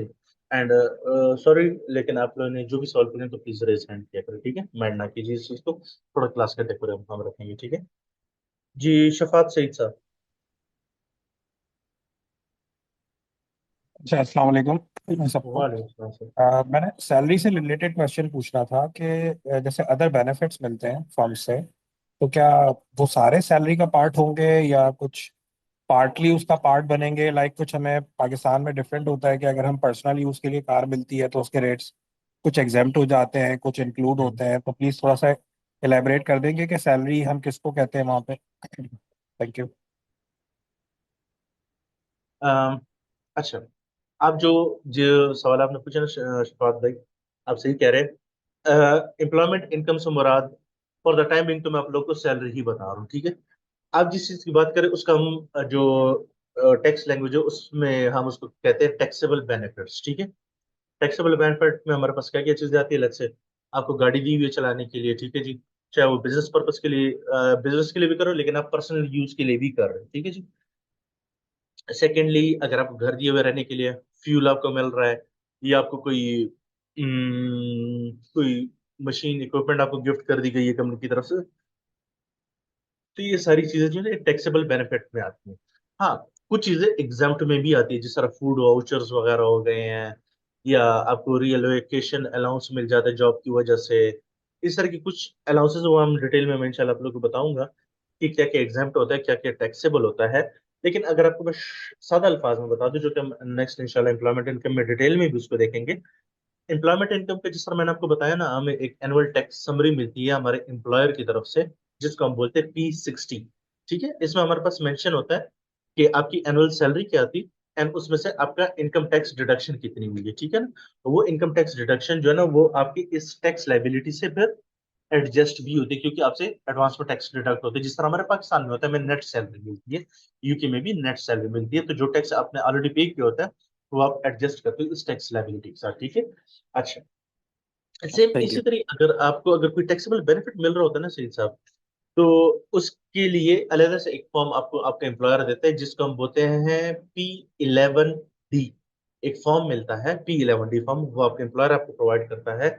जो भी आपको टैक्सेबल बेनिफिट प्रोवाइडेड होता है ना, उसकी monetary term for the year उसमें डिफाइन होती है, कि लेट्स से मोटर व्हीकल ऐसा आपको प्रोवाइडेड है, उसकी एनुअल वैल्यू जो उसके अपने एक कैलकुलेशन है, एक रूल्स रेगुलेशन है, उसकी रेट्स वगैरह है, उस पे उसको कैलकुलेट किया जाता है। लेट्स से मैं कहूँ कोई 6,500 या 7,000 पाउंड उसकी एनुअल वैल्यू बन रही है उस बेनिफिट की। तो वो 7,000 पाउंड आपकी एनुअल इनकम के साथ ऐड होता है। जिस तरह 25,000 है ना, तो 25,000 आपकी एम्प्लॉयमेंट इनकम कम हो गई, और 7,000 आपको वो टैक्सेबल बेनिफिट हो जाता है। और tax rate okay, as usual same ही है सबके। ठीक है नाउ अंडरस्टैंड, थैंक यू। जी। अच्छा, डेडलाइन का आप लोग जो कह रहे हो यार, जिस तरह मैंने आपसे कहा, ये हमारा टैक्स ईयर है। हमने अगर टैक्स रिटर्न बनानी है टैक्स ईयर 24-25 की, जो कि हमारा टैक्स ईयर स्टार्ट होता है 6 अप्रैल 2024 से 5 अप्रैल 2025 पे एंड हुआ, ठीक है, जो कि अभी पीछे 1 महीना 10 दिन 12 दिन पहले जो खत्म हुआ है टैक्स ईयर। तो इसकी तमाम सोर्स ऑफ इनकम आप कंबाइन करके टैक्स रिटर्न बनाते हो, और ये टैक्स रिटर्न जमा कराने की और पेमेंट करने की जो डेडलाइन है वो आपके पास है 31 जनवरी 2026। तकरीबन 10 महीने का आपके पास एचएमआरसी ने टाइम दिए होते हैं। इस दौरान आप अपनी टैक्स रिटर्न फाइल भी करें और पे भी कर दें, ठीक है जी। अच्छा,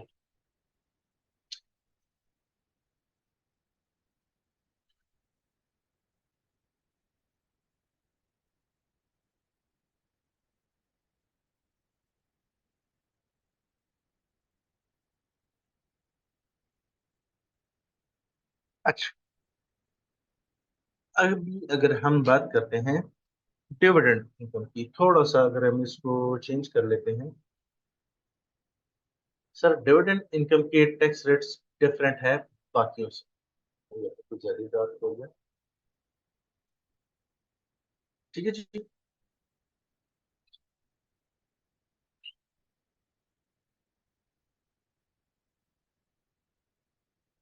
आपकी बाकी तमाम सोर्स ऑफ इनकम पे तो टैक्स रेट्स ये लगेंगे, लेकिन आपकी जो डिविडेंड इनकम है ना सर, उस पर टैक्स रेट्स थोड़े से डिफरेंट लगते हैं, ठीक है सर।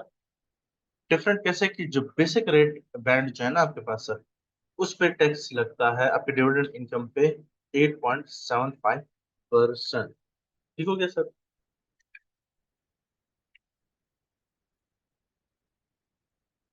अच्छा, उसके बाद हायर रेट बैंड पे आप अगर आप हायर रेट बैंड में फॉलो कर रहे हैं, और आपके डिविडेंड इनकम पे टैक्स लगेगा 33.75%।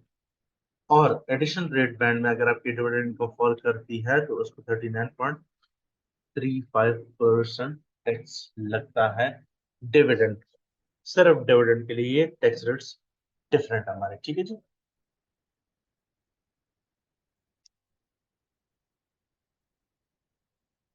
अच्छा, मैं आप लोग से रिक्वेस्ट ये करूंगा कि अगर आप लोगों को यार कोई चीज समझ नहीं आती है ना, तो प्लीज रेज हैंड कर लिया करिए।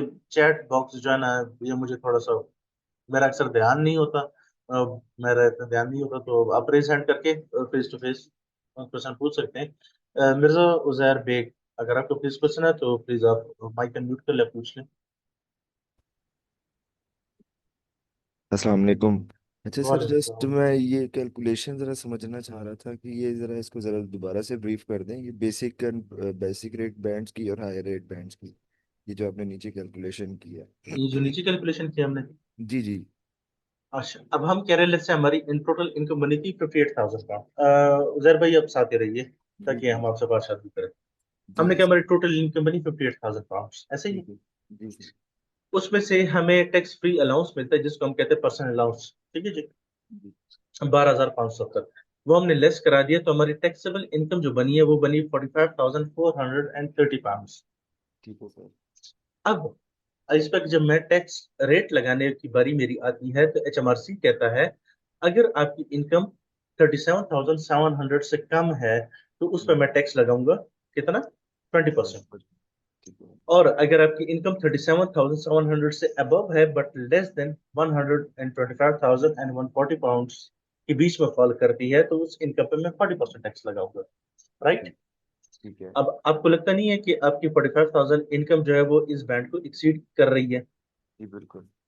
तो हम क्या करेंगे कि आपका बेसिक रेट बैंड जो है जो कि 37,700 है, तो आपकी इस 45,000 पाउंड में से पहले 37,700 पाउंड पर 20% टैक्स रेट लगेगा, और रिमेनिंग इनकम पे आपको 40% टैक्स देना पड़ेगा। 30% उस पर देना पड़ेगा, 40%? जी, क्योंकि आप हायर, आपका बेसिक रेट बैंड सारा यूज हो गया ना, जी बिल्कुल ऐसे ही है। तो आप ऑटोमेटिकली हायर रेट बैंड में चले गए हो ना। जी ठीक हो गया। और हायर रेट बैंड पे कितना टैक्स लगता है? 40%। तो इस 40%। 45,000 में से पहले 37,700 पाउंड पे मुझे 20% टैक्स देना पड़ा, और जी 37,700 से लेकर जो 45,430 पाउंड की जो मेरी अमाउंट है उसमें मुझे 40% टैक्स देना पड़ेगा। ठीक हो गया सर, ठीक हो गया। ठीक हो गया। Very sir. ये वही बात हुई कि एक आइसक्रीम 5 रुपए की है, दूसरी आइसक्रीम भी 5 रुपए की है, लेकिन तीसरी आइसक्रीम जो है ना वो 10 रुपए की आपको पड़ेगी। तो ठीक हो गया। मतलब दो से ज्यादा आइसक्रीम जो है ना वो आपको, आप जितनी भी लेंगे वो 10-10 रुपए की पड़ेगी। तो अगर आपने 4 आइसक्रीम्स ली है तो पहली 2 आइसक्रीम्स आपको 2-2 रुपए की पड़ेंगी, और सॉरी 5-5 की पड़ेंगी, और अगली दो जी दो जो है ना वो 10-10 रुपए की पड़ेंगी। ठीक है, सही हो क्योंकि आपका स्लॉट जो है ना वो 2 आइसक्रीम्स पे 5-5 रुपए वाला लिमिट लगाई हुई है।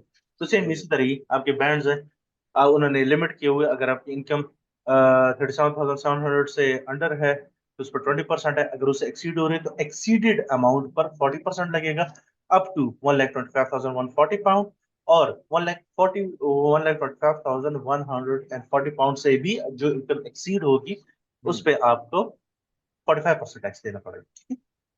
तो सर उसमें हम पहले अगर हमारा 125 से अबव होता है तो उसमें पहले हम 20% वाला माइनस करें, चल निकालेंगे फिर उसको। कर लेते हैं फॉर एग्जांपल, हम कहते हैं हमारी इनकम 158,000 पे चली गई है, ऐसे ही है ठीक। सर।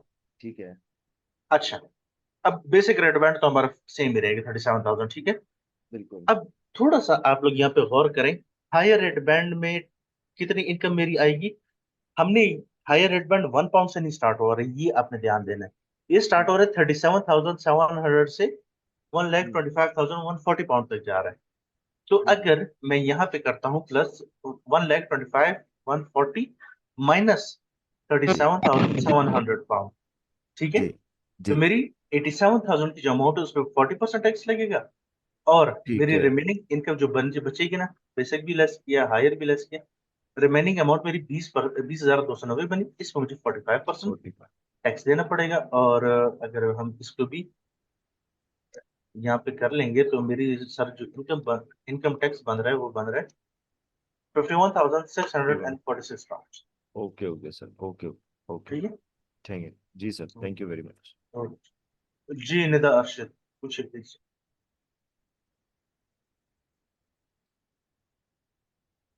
अस्सलाम वालेकुम सर। सर एक्चुअली आई मुझे पूछना है कि सोर्स ऑफ इनकम्स में आपने बोला है कि डिविडेंड्स जो है ये सोर्स ऑफ इनकम होती कौन सी है, इसके ऊपर हमारा जो है टैक्स रेट लोअर क्यों है, इसकी क्या रीजन है? डिविडेंड्स क्या होते हैं हम ये एक्सप्लेन कर देते हैं। आपकी किसी कंपनी में शेयर होल्डिंग है, ठीक है जी, किसी कंपनी के आपके पास शेयर है, ठीक है। तो कंपनीज नॉर्मली जब प्रॉफिटेबल होती है तो हर साल अपने शेयर होल्डर्स को डिविडेंड्स देते हैं, ठीक है।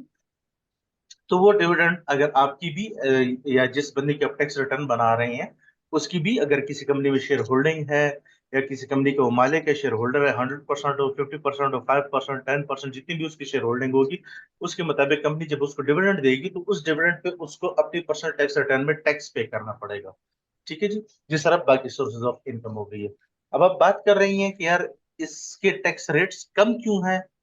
अब ये तो एचएमआरसी वाले को भी पता होगा भाई उसने टैक्स रेट्स क्यों कम रखे हैं, क्योंकि अब एक लॉ है, ठीक है जी, एक स्टैंडर्डाइज्ड प्रोसीजर प्रोवाइडेड है एचएमआरसी की तरफ से कि आप डिविडेंड इनकम को इस पैटर्न पे टैक्स करेंगे, तो हम करेंगे। तो क्यों का जवाब हम यहाँ पे आपको नहीं दे सकते। ये एचएमआरसी की तरफ से फिक्स रेट्स हैं कि आपने डिविडेंड इनकम पे ये टैक्स रेट्स अप्लाई कर दें। जी thank you very much. No जी, रेहान साहब। Sir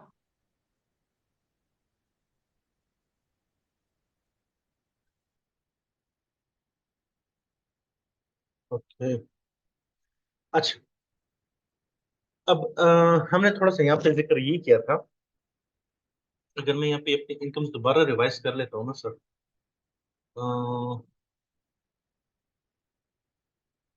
I am sorry sir, वो मेरा माइक म्यूट हुआ हुआ था, मैंने रियलाइज नहीं किया।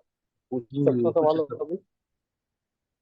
मुझे जी पूछना सर ये है कुछ कि सर। डिविडेंड जिसका वो हमने यहाँ पे हाँ, जिससे हमने यहाँ पे डिविडेंड 5,000 हम लोगों ने शो कराया हुआ है, और अभी 8.75 है, तो ये इसका भी यही ब्रैकेट होगा, और ये सिर्फ डिविडेंड पे लगेगा, या डिविडेंड प्लस टोटल इनकम पे ही पार्ट बन के उस पे ओवरऑल लगेगा? आप क्वेश्चन समझे मेरा? मैं ये एक्सप्लेन करना चाह रहा हूँ अभी, मुझे आप लोग 2 मिनट दें, मैं वही एक्सप्लेन कर रहा हूँ, ठीक है? जी जी, अच्छा। Thank you thank you. अच्छा, हमने अभी तक जो चीज यहाँ पे लिखी है, हमारी तमाम सोर्सेज ऑफ इनकम हमने डिस्क्राइब की, कि हमारे पास 25,000 और 12,500 ये डिफरेंट हमारे पास इनकम आई, ठीक है जी। अब इसमें मैंने आप लोगों से कहा कि यार डिविडेंड इनकम के टैक्स रेट्स थोड़े से डिफर करते हैं बाकी सोर्सेज ऑफ इनकम से। ये किस तरह से होगा सर? ये कुछ इस तरह से होगा कि मेरी टोटल इनकम जो बनी है ना सर, वो बनी है 73,550 पाउंड, ठीक है जी। अच्छा, अब इसमें से मेरे 5,000 के डिविडेंड्स भी हैं। अब फर्स्ट ऑफ ऑल मैं क्या करूंगा कि इस डिविडेंड्स को मैं साइड पर रख लेता हूं, या यहाँ पे हम कर लेते हैं, ठीक है जी। बल्कि इसको ऐसे कर लो आपके, मैं इसको, अगर आप लोग बुरा ना माने, मैं इसको दूसरी शीट पे ले जाता हूँ ताकि हम इजी होके एग्जाम्पल कर लें।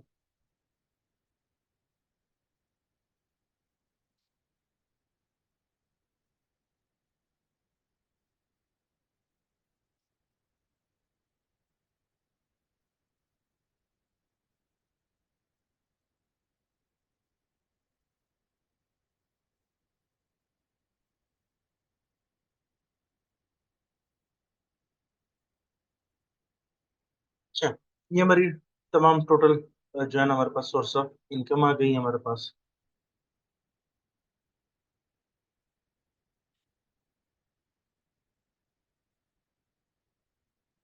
अब इसमें हम ये कर लेते हैं, हम पहले डिविडेंड इनकम को थोड़ा सा साइड पर रख लेते हैं, इसको यहाँ से मैं हटा के।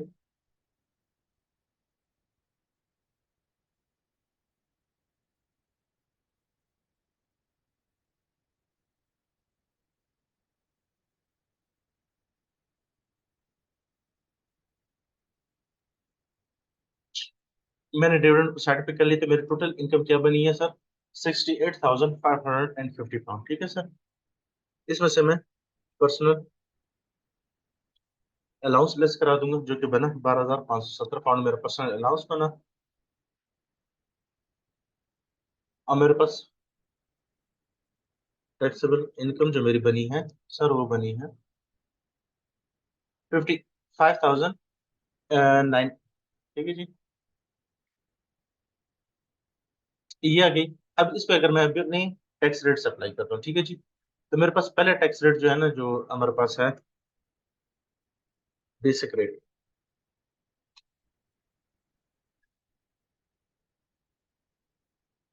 वो है 37,700, ठीक है जी। ये हमारा बेसिक रेट बैंड है, जिसमें हमें टैक्स पे करना है 20%।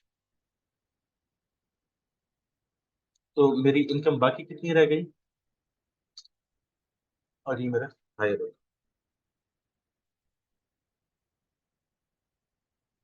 ठीक है जी। इसमें मेरा हो जाएगा 40%। ये हो गया। और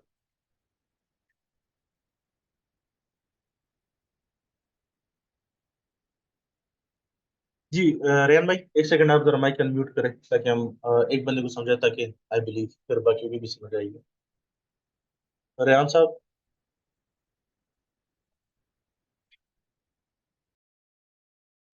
जी बॉस।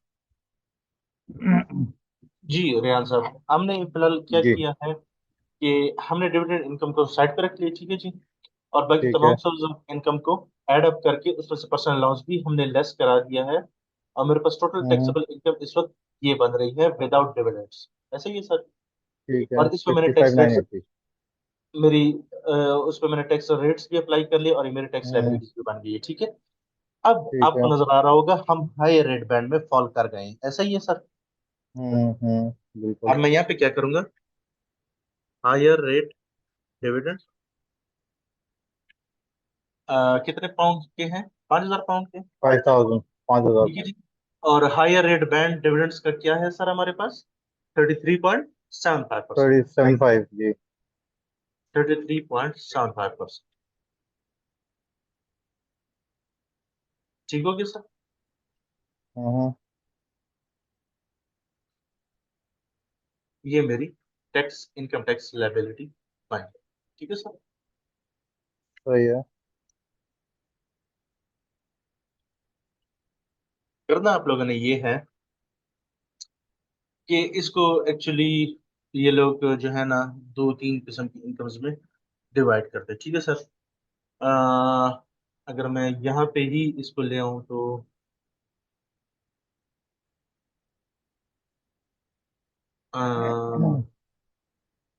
इंटरेस्ट इनकम टू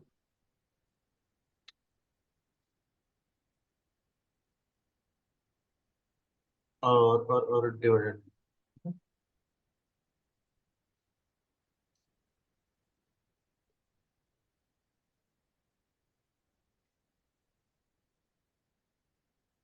ये जो इनकम्स आपके पास आ रही है ना सर, हम्म। ये लो हाईलाइटेड, इसको ये लोग सर नाम देते हैं,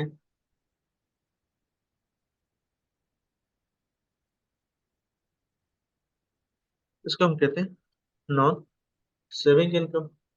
ठीक है सर। Interest okay. इनकम को हम सेविंग इनकम का नाम देते हैं सर। इसको मैं अलग से थोड़ा सा डिफरेंट कलर में हाईलाइट कर लेता हूँ। ठीक है सर। और ये एज यूजल हमारे पास हमारी डिविडेंड इनकम बन जाती है, डिविडेंड। बॉस ये जो 5000 था हमारा डिविडेंड, इस पे हम लोगों ने 8.75 रेट क्यों नहीं लगाया, लाइक 33.75 क्यों लगाया? इससे 5000 है, ये तो इस ब्रैकेट के अंदर नहीं आएगी, 1 पाउंड से लेके 37,500 के अंदर। बिल्कुल सही। जो नेक्स्ट शीट में आपने कैलकुलेट किया है शीट नंबर 3 पे। आप बिल्कुल ठीक कह रहे हैं, हमने कब कहा गलत कह रहे हैं, लेकिन अगर हम आपको कोई तरीका बता रहे हैं तो उसकी कोई लॉजिक भी होगी, लॉजिक हम आपको बताते हैं अभी। ओके।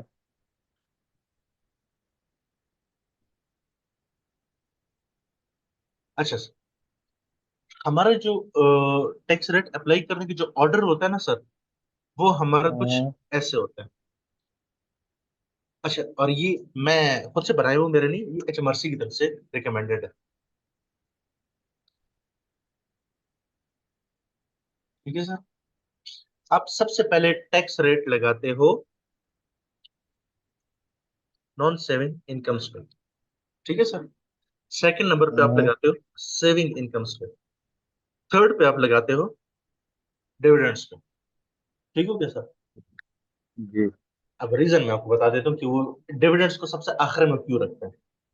देखो नॉर्मली एक नॉर्मल इंसान जो होता है ना, जो बेसिक अगर सैलरी पे भी अगर यूके में काम कर रहा है ना, तो सर वो महीने के कम से कम 1500 पाउंड तो कमाता ही होगा, ऐसे ही है।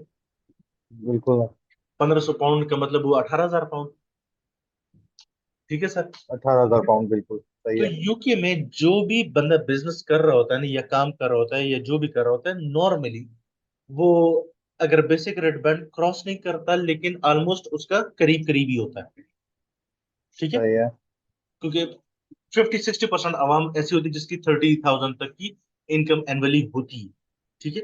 बिल्कुल। वो सारी ज्यादातर नॉन सेविंग इनकम होती है। तो नॉर्मली ये देखा जाता है कि आपका basic rate band almost occupied ही होता है। ठीक है। अब फॉर एग्जांपल अगर मैं आपको थोड़ा सा यहाँ पर चलो एग्जांपल हमने यहाँ बना ही लिया ना। अब यहाँ से समझा देते हैं। होता ये है, बाजार तो आपको ये लग रहा है आप डिविडेंड आपके पास 5,000 पाउंड, उस पर आप 8.75% करके आपकी बाकी इनकम्स जो थी ना, जिसके ऊपर आप यहाँ हम्म। पे 20% टैक्स लगा सकते थे, उस पर आप अभी फोर्टी हम्म। परसेंट टैक्स लगाओगे। सही है। लेट्स से आपकी बाकी इनकम बन रही थी, जो आपको 68,000 लेट्स से बन रही है, इसमें जी। से 5,000 इनकम पे आप 20% टैक्स लगा सकते थे, लेकिन डिविडेंड पे आपने टैक्स बचाने के लिए आप उस पर 40% टैक्स लगा रहे हो। ऐसे ही है, क्योंकि स्लॉट तो जो है ना डिविडेंड इनकम 5,000 का बुक कर रहा है ना। सही है। नहीं समझ आई आपको बात में? नहीं, रिपीट कीजिएगा प्लीज। अगर आप देखो, अगर आप पहले 5,000 इनकम डिविडेंड लोगे, उस पर आप टैक्स करोगे, तो आपकी इस बेसिक रेट बैंड में 5,000 पाउंड साइड पे हो गए। कम है। रिमेनिंग आपके पास जो रह जाएगा वो 32,700 का बैंड रह जाएगा। ऐसा ही है। ठीक है ठीक है ठीक है। तो पहले अगर आप नॉन सेविंग इनकम जिस पे टैक्स रेट ज्यादा है, ठीक है सर, हाँ उस हाँ पे आप 37,700 इनकम को बेसिक रेट बैंड में एडजस्ट कर सकते थे। अभी उस पांच बिल्कुल हजार की वजह से आप 5,000 नॉन सेविंग इनकम जिस पर टैक्स रेट ज्यादा है उसको आप हायर रेट हाँ बैंड पे ले जा रहे हो। मतलब बजाय इसके सही उस है 5,000 इनकम पे 20% टैक्स देने के बजाय 40% आप टैक्स दोगे।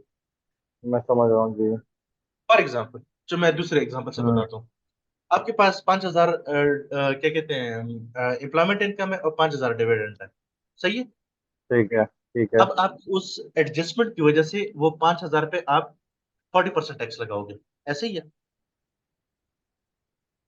ठीक टोटल आपका इनकम तो बेसिक, 10,000 है ना हमारे पास यार उसका फिलहाल इग्नोर करें ना, हम कह रहे बेसिक अच्छा रेट अच्छा बैंड आपका यूज हो गया, ठीक है जी।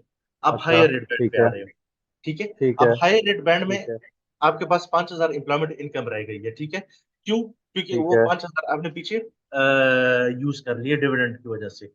तो वो 5,000 ठीक है इनकम जिस पे आप 20% टैक्स अप्लाई कर सकते थे, अभी उस डिविडेंड की 40 वजह से लगेगा आपको सही है डबल टैक्स पे करना पड़ रहा है।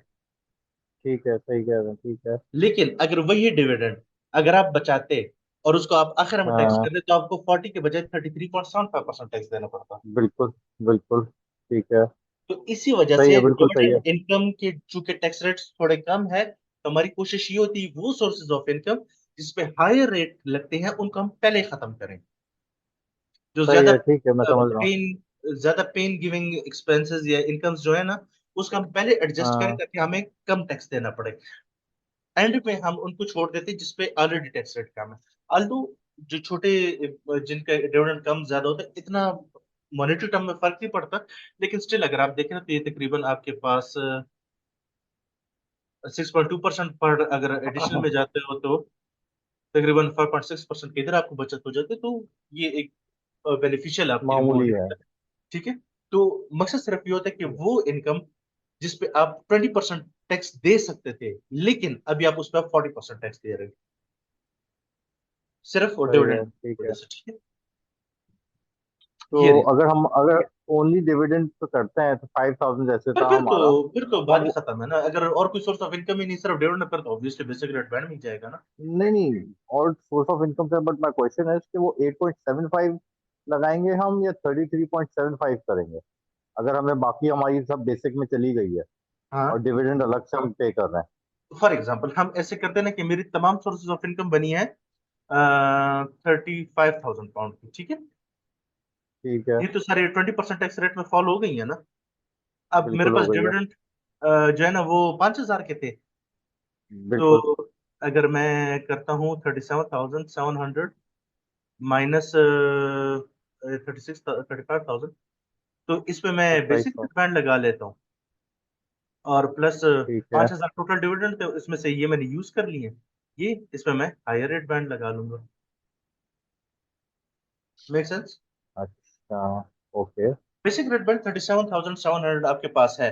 अगर आपकी जी इनकम ठीक है सारी यहाँ बेसिक रेट बैंड में आ गई है और स्टिल आपके पास स्लॉट अवेलेबल है, तो ऑब्वियसली आप डिविडेंड इनकम क्यों ले जाओगे ना फिर, सही है ठीक है बैंड को पूरा समझ गया करने के लिए। ठीक है पहले सबसे लोअर वाला फुलफिल होगा उसके बाद फिर हम ऑब्वियस हायर ऑब्वियस रेट पे जाएंगे ऑब्वियस। अब खुद ही कॉमन ठीक सेंस का, आप बेवकूफ थोड़ी होंगे कि आपके पास स्लॉट अवेलेबल है 20% टैक्स देने की। अब खुशी से तो कोई फोर्टी नहीं बट परसेंट टैक्स माई नहीं देगा ना। I thought in other way मैं समझ रहा था कि 35,000 तो हम उसको लोअर उसमें ले लेंगे 20% में और जो बकाया 5,000 है उसको डायरेक्ट 8.7 से ही लगाएंगे क्योंकि नहीं उसका नहीं, भी स्लॉट से देखना है बट इसका मतलब टोटल इनकम का स्लॉट 37,500 है विद डिविडेंड हो या बैंड्स विदाउट ठीक है जी बैंड्स ठीक जो है है आई ना गॉट योर ये पॉइंट बैंड्स जो है ना ये तमाम सोर्स ऑफ इनकम के लिए एक ही है, ठीक है total sir. Total source total of है। इनकम हाँ ठीक समझ गया मैं सही हाँ, है क्लियर हो गई मुझे ये चीज हाँ। ये जो आपने जी आदिल इंटरेस्ट भाई। इनकम ग्रीन में लिखा हुआ है ये क्या सेविंग इनकम है इंटरेस्ट इनकम लिखी हुई है आपने इसके क्या दो ये छोटे ग्रीन छोटे में पॉइंट्स हैं, मैं आपको बताता हूँ ना फिर ताकि आप लोग कंफ्यूजन दूर हो ठीक जाएगी। ठीक थोड़ा सा थैंक यू कुछ दो थैंक चार यू मिनट का, ठीक है। जरूर जरूर जरूर थैंक यू जी आदिल भाई। अस्सलाम वालेकुम। वालेकुम सलाम। जी आदिल भाई फरमाएं।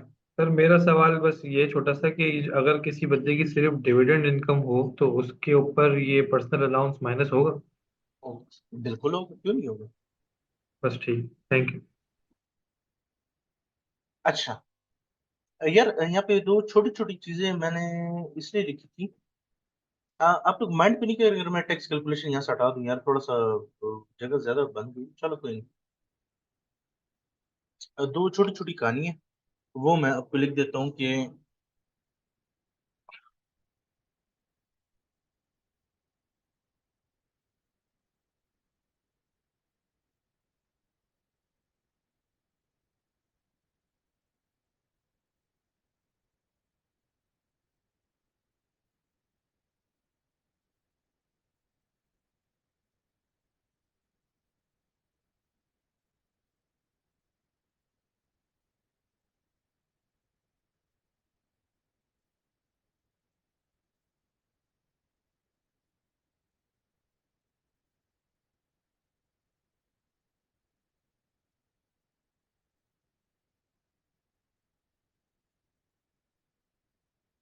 आदिल भाई, इस लाइन का क्या मतलब हुआ?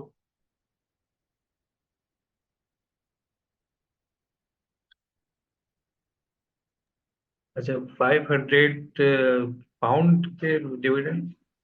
जी, 500 पाउंड, 500 पाउंड। ओके, तो ये एग्जेम्प्टेड है, मतलब ये जीरो टैक्स पे। एग्जाम्प नहीं, एग्जाम्प नहीं, जीरो। Zero tax, zero. अब एग्जाम्प्ट और जीरो में यहाँ पे एक बहुत छोटा सा डिफरेंस है जो कि मैं भी आपको समझाता हूँ। अगर ठीक तो है। ये एग्जाम्प्ट हो, ठीक है, हम्म। मींस इस पे मुझे कोई टैक्स ना देना पड़ता। ऑब्वियसली अगर मैं उस पर 0% टैक्स रेट लगाऊं तभी भी मुझे कोई टैक्स नहीं देना पड़ेगा। नेट इम्पैक्ट नहीं है, लेकिन इसका इम्पैक्ट है। इम्पैक्ट ये है कि अगर मैं कहता एग्जाम्प्ट है, तो ये पहले 500 पाउंड की जो डिविडेंड है ना, ये मेरे बेसिक रेट बैंड को कंज्यूम नहीं करेंगे।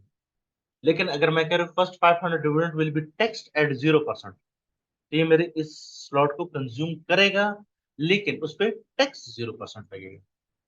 मतलब अगर मैं कहता ना कि एग्जाम्प्ट है, तो अगर लेस मैं कहता सिर्फ मैं बेसिक रेट बैंड ही यूज करता, तो 37,000 में से 5,000 यूज में कर लेता, तो मेरे पास बैंड कितना बच जाता? ठीक है, अगर 500 पे मुझे 0% टैक्स देना पड़ता, ठीक है, और मेरे पास पर बैंड की वैल्यू जो रह जाती ना, वो मेरे पास ये रह जाती 37,200।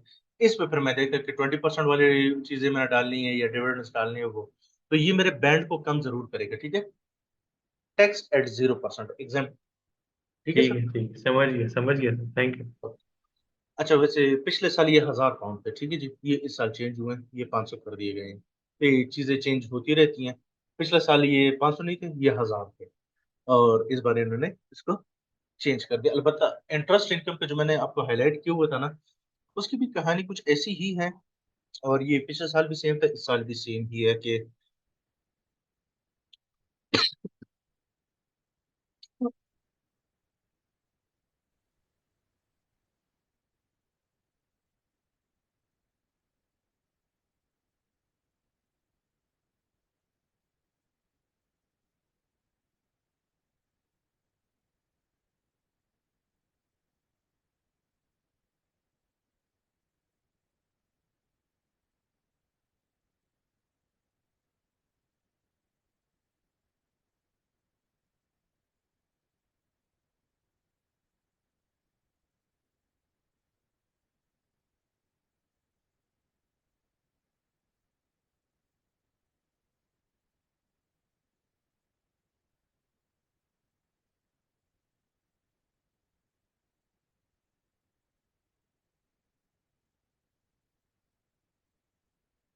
जी आदिल भाई, ये दो लाइनें लिख के जरिए भी अगर समझा दें आप तो मेहरबानी होगी।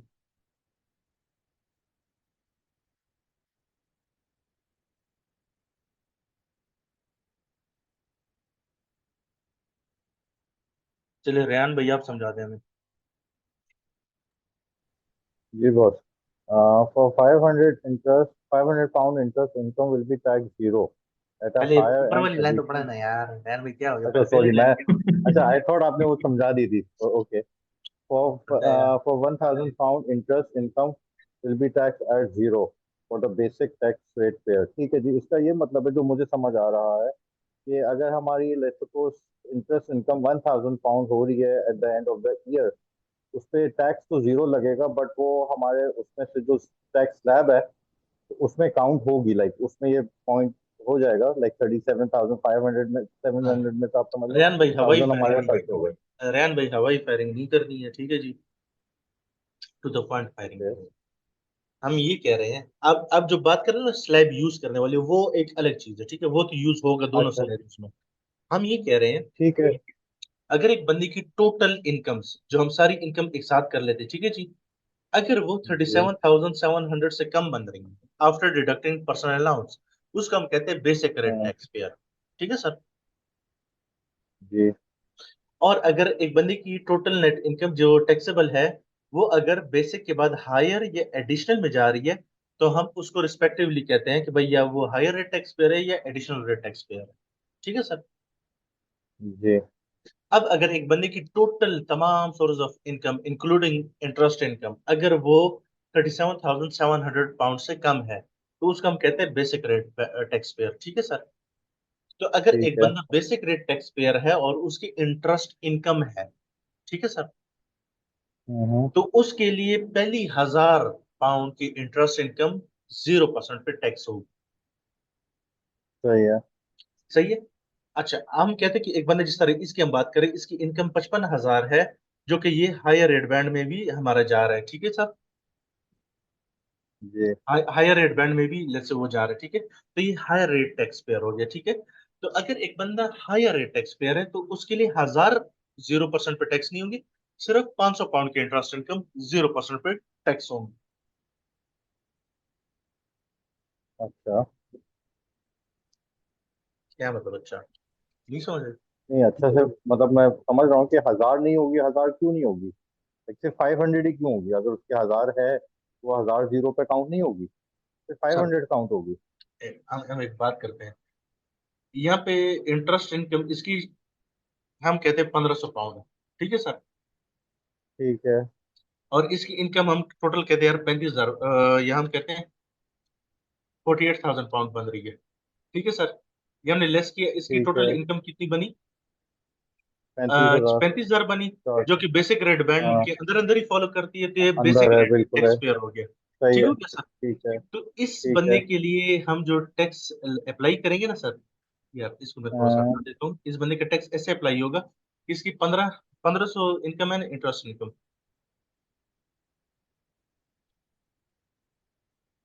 जो पहले 1,000 पाउंड है ना सर, हाँ। उस पे हम लगाएंगे 0%, ठीक है सर। ठीक रिमेनिंग है। कितने रह गए? 500 पाउंड। 500 500 रह गए। पाउंड उसका नॉर्मल जो बेसिक रेट टैक्स बैंड में जा रहे हैं उस पे चला जाएगा, ठीक है सर। ठीक है। क्यों? क्योंकि ये इसकी इनकम 37,700 पाउंड से कम है और ये बेसिक रेट टैक्स पेयर है। अच्छा, तो लेकिन अभी हमारे पास रूम तो अवेलेबल था वहाँ पे 2200 समथिंग का यार बेसिक उसने टैक्स आपको में। अलाउंस ही इतना दिया हुआ है, तो खुद से तो नहीं क्लेम कर सकते हो ना। मैं आपको कहता हूँ, लेट्स से ये मोबाइल जो है ना 1 लाख का है, लेकिन आपको 1,000 रुपए का डिस्काउंट है, आपको यार 2,000 क्यों नहीं दे रहे हो? ये तो कोई बात ना हुई नहीं ना नहीं, यार। मेरा क्वेश्चन ये नहीं, मैं ये पूछना चाह रहा हूँ, जो हमने 520% पे लगाया है ना, तो उसको हम बेसिक में नहीं लगाएंगे? क्योंकि अब रूम तो अवेलेबल है हमारे पास वहाँ पे 2270 पाउंड का। ये ये पूछना समझना चाह रहा हूँ।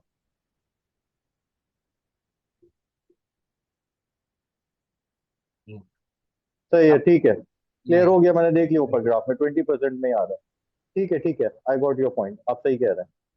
ठीक है, ठीक है, वो यार, दूसरे किसको इशू समझ पे नहीं है तो सही है। पूछ लो यार, क्योंकि आई डोंट नो कि क्यों कंफ्यूज आप हो रहे हो इसमें। सही सिंपल है, सी बात, ठीक है, ठीक है जी, आपकी जो क्लियर हो गया टैक्सेबल ये। इनकम है, अगर हम्म। आपकी ये इनकम 37, सीधी बात बता देता हूँ, अगर आपकी टैक्सेबल इनकम जिस पर आपके टैक्स रेट लगते हैं, अगर वो इनकम 37,700 से कम है, मीन्स आप बेसिक रेट टैक्स पेयर हो, तो आपकी सेविंग इनकम के पहले 1,000 पाउंड पे 0% टैक्स लगेगा, सिंपल, ठीक है।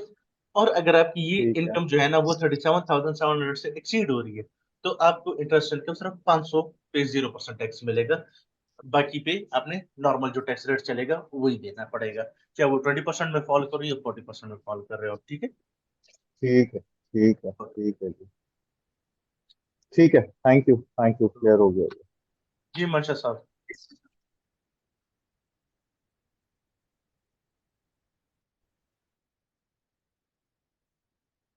जी मशा साहब पूछे सवाल।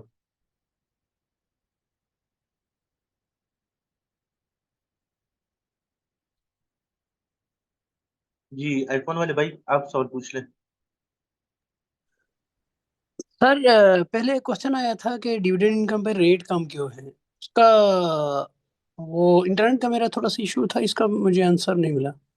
सर ये हमारे बड़े भाई हैं HMRC, उसने क्या किया टैक्स रेट लगाने हैं डिविडेंड पे। अब जिस तरह पाकिस्तान में FBR आपको कह दे कि डिविडेंड इनकम पे अपनी ये टैक्स रेट्स लगाने हैं, तब FBR के पास जा सकते हो कि भैया क्यों नहीं जा सकते ना। ये ऑब्वियसली एक फिक्स उन्होंने टैक्स रेट लगाए हुए हैं कि आपकी इनकम अगर बेसिक रेट बैंड में फॉलो हो रही है तो डिविडेंड इनकम पे 8.75% लगाओगे, हायर में और 33.75%। अब ये गवर्नमेंट ने डिसाइड की ये टैक्स रेट्स, इसमें सर आप ये नहीं पूछ सकते कि भाई क्यों, रूल सर है। जी पूछे। सर इसका नहीं, इसके मुझे जहाँ तक समझ है इसके अंडर ये लॉजिक ये है कि आपके जो अदर सोर्स ऑफ इनकम होते हैं, मैं इंटरेस्ट को यहाँ पे नहीं ले रहा, लेकिन बाकी ले रहा हूँ। जो सोर्स ऑफ इनकम होते हैं वो आप ये कहें कि एक नॉन टैक्स्ड होके आपके पास ग्रॉस आ रही होती हैं, इसलिए आपका जो टैक्स रेट होता है वो हाई होता है। जो डिविडेंड इनकम है उस पे कंपनी का टैक्स ऑलरेडी डिडक्ट होके आ रहा होता है, कॉर्पोरेशन टैक्स के बाद डिविडेंड आपको मिलता है, इसलिए आपको गवर्नमेंट थोड़ा सा इसमें एज देता है कि ऑलरेडी एक चीज टैक्स हुआ हुआ है, फिर आपको दोबारा डिविडेंड मिल रहा है, तो इस पे बेनिफिट जो इन्वेस्टर्स हो उनको मिल जाए। देखिए आप इसकी आप जो लॉजिक बना रहे हैं, आई एग्री कि ये रीजन हो सकती है, बट ये रीजन ना HMRC ने डिफाइन की कि भाई मैंने ये टैक्स रेट्स क्यों बनाए हैं, या ना ही HMRC ने कोई और लॉजिक हमें बताई कि ये टैक्स रेट्स मैंने क्यों रखे हुए हैं। तो हम अपनी तरफ से कोई स्टोरी या लॉजिक बना सकते हैं, दैट्स अप टू अस। लेकिन HMRC की तरफ से ऐसा कुछ नहीं कि भाई मैंने ये रेट्स क्यों रखे। गवर्नमेंट है, दैट्स अल्टीमेट अथॉरिटी, वो जो टैक्स रेट रखेंगे हम उसी पे ही करेंगे काम। ये वैसे सर मैक्सिमम कंट्रीज में ऐसा है, पूरे वर्ल्ड में डिविडेंड में थोड़ा सा वो रिलीफ दे देते हैं। लॉजिक हम बना सकते हैं, बिल्कुल बना सकते हैं। वैसे मैं आपको अगर यहाँ पे आपको काउंटर करूँ तो अच्छा हो जाएगा। अगर आप कहते हैं ना, क्योंकि हमारे जो प्रॉफिट्स फ्रॉम द कंपनी होते हैं वो ऑलरेडी टैक्स्ड होते हैं in terms of corporation tax, right. Yes sir. Employment income जो है ना यूके में, उस पे आपका इनकम टैक्स भी डिडक्ट होता है, ठीक है सर। और उसके बाद नेशनल इंश्योरेंस कंट्रीब्यूशन टैक्स भी डिडक्ट होता है, जो कि कहीं भी एडजस्ट नहीं होता है। तो सबसे ज्यादा मार तो एम्प्लॉयमेंट इनकम वाला खाता है फिर। सर इनकम टैक्स जो आपका कटता है वो तो आप क्लेम करते हो कि मैंने इतना पे किए नेशनल वाला। लेकिन नेशनल इंश्योरेंस कंट्रीब्यूशन तो आप नहीं क्लेम कर सकते हो ना sir. Sir contribution, national insurance contribution तो इंश्योरेंस नहीं, contribution that is something else. ये वो वाली है। चलो ये वो ठीक है वाली सर, इंश्योरेंस वैसे नहीं। मेरे नहीं, मैं मैं ऐसे जस्ट आपको लॉजिक समझाने के लिए दूंगा। कह रहा हूँ। मैं आपको जस्ट समझाने के लिए, ये वो वाली इंश्योरेंस नहीं है जो हम समझ रहे हैं, मेडिकल इंश्योरेंस ये वो वाली नहीं है। ये ऐसा नहीं है कि यार इस कंट्रीब्यूशन की वजह से आप कोई स्पेसिफिक हॉस्पिटल्स में आपको मेडिकल फ्री मिलेगा। जी नो, जी जी ये एक सर, स्टेट जी जी डिडक्टेड आप, मैं समझ गया। एक स्टेट डिडक्टेड हाँ अमाउंट है, जो कि स्टेट कहते हैं मैं आपके डेवलपमेंट और इन चीजों में वो खर्च कर। जी जी सर, एक टाइप का आपका टैक्स ही है ये भी। एडिशनल टैक्स है जिसका कहीं यस कोई यस रिलीफ सर, आप नहीं क्लेम एब्सोल्युटली कर सर, सकते। Right. By the way, okay sir, thank आपका पॉइंट ठीक है, आप जो लॉजिक बना रहे हैं, बिल्कुल आई एग्री कि यार वो ऑलरेडी यू। ओके सबका कर चुका होता है टैक्स, दैट्स व्हाई वो थोड़ा रिलीफ है उस पे। Thank you sir. जी मंशा शायद साहब। जी सर, मेरा वो क्वेश्चन है ना वो अभी एग्जिस्ट करता है। मैं कहता हूँ कि टोटल इनकम जो है वो है 58,000। अच्छा एक सेकंड होल्ड कीजिए। इसमें आप इनकम कह रहे हैं क्या कि है? हमारी टोटल इनकम जो है ना सर, वो आप कह रहे हैं कि इसको मैं कर लेता हूँ सर, 63 हो गई है। इसमें 5,000 इंटरेस्ट करना है। 5,000 इंटरेस्ट करना है। हाँ जी, 5,000 इंटरेस्ट और 5,000 डिविडेंड।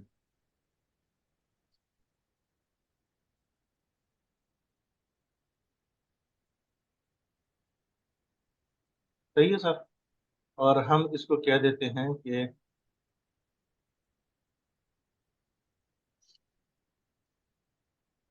ऐसा, ठीक है सर? जी बिल्कुल ऐसे है। अच्छा, अब इसके पीछे मुझे ये जो एग्जांपल रखने के पीछे कुछ लॉजिक है, जैसे कि समझ लें कि वर्षा बेसिक। साहब थोड़ा समय का अगर आप करीब कर ले तो आवाज क्लियर हो जाएगी, आपकी आवाज बहुत गूंज रही है।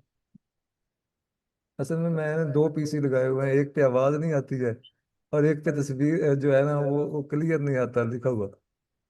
बहरहाल हमें आपकी आवाज से मकसद है, तो वो उस पर थोड़ा सा मेहनत कर दें। जी ठीक है, मैं इसको बेहतर करता हूँ। जी जी, फरमाएं। आ, मेरा कहने का मतलब है कि इसमें बेसिक रेट भी है और बेसिक बैंड भी है। उनको क्लियर करने के लिए मैंने ये एग्जांपल जो है ना, आप सोल्यूशन इसका चाहे तो अगर आप काइंडली इसको सॉल्व करेंगे ना तो बहुत सारी चीज़ें मेरे माइंड में क्लियर हो जाएंगी। मैं फिलहाल डिविडेंड इनकम को साइड पर रख लेता हूँ, ठीक है सर? मेरी टोटल इनकम होगी 53,000 हो गई, ऐसे ही सर? ठीक है सर। पर्सनल अलाउंस मैंने लेस करा दिया, ये भी मैंने लेस करा दिया, ठीक है सर? ठीक है। अब आप पहले मुझे ये बताएं, क्या मैं एडिशनल रेट टैक्स पेयर बन रहा हूँ या नहीं? Oh sorry, higher rate tax payer या हायर बन बेसिक? रहा है यहाँ पे। हायर बन, ठीक है सर? जी। अच्छा, तो सबसे पहले मैं ये कर लेता हूँ कि इस डिविडेंड में से मुझे कितने के एग्जाम मिल जाएगा? हायर में 500 का। मुझे अलाउंस जो मुझे मिल रहा है वो मिल रहा है 500 पाउंड का, ठीक है? जी। तो मेरे पास डिविडेंड इनकम जो रह जाएगी ना, वो रह जाएगी कुछ इस तरह से, ठीक है सर? जी। इंटरेस्ट इनकम में मुझे कितना का अलाउंस मिलेगा? इंटरेस्ट इनकम में मिलेगा 1000 का। 500, क्योंकि हम एडिशनल रेट टैक्स पेयर बन एडिशनल रहे हो जाएगा। हैं, sorry higher rate tax payer बन रहे हैं, ठीक है सर? अच्छा, अब ये मेरी सारी हो गई है क्या कहते हैं, नॉन सेविंग इनकम है, ठीक है सर? तो अगर इसको सर मैं, यहाँ पे काउंटर क्वेश्चन है कि ये आपने डिविडेंड जो है ना उसको निकाल के बाकी को काउंट किया है सिर्फ उसको हायर के लिए और बेसिक के लिए। सॉरी, डिविडेंड को निकाल के आपने बाकी जो है ना वो क्योंकि मैं काउंट किया। डिविडेंड पे सबसे एंड में टैक्स लगाना चाह रहा हूँ ना, इसलिए। नहीं, मेरा क्वेश्चन ही यही है कि ये उसमें इंक्लूड होता है या नहीं, जो हायर रेट में जाता है या उस बेसिक में होता है। देखिए, डिविडेंड इनकम को छोड़ के बाकी तमाम इनकम पे आप टैक्स रेट लगा लेंगे, ठीक है? ठीक है। फिर ठीक है। आप जिस बैंड में आप अवेलेबल होंगे उस पे आप डिविडेंड अप्लाई करेंगे। अगर है हम मतलब ये उनको इंक्लूड करना है नहीं करना टोटल में। यार एक सेकेंड,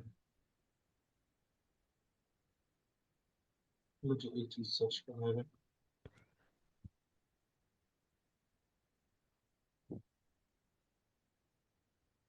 हम्म,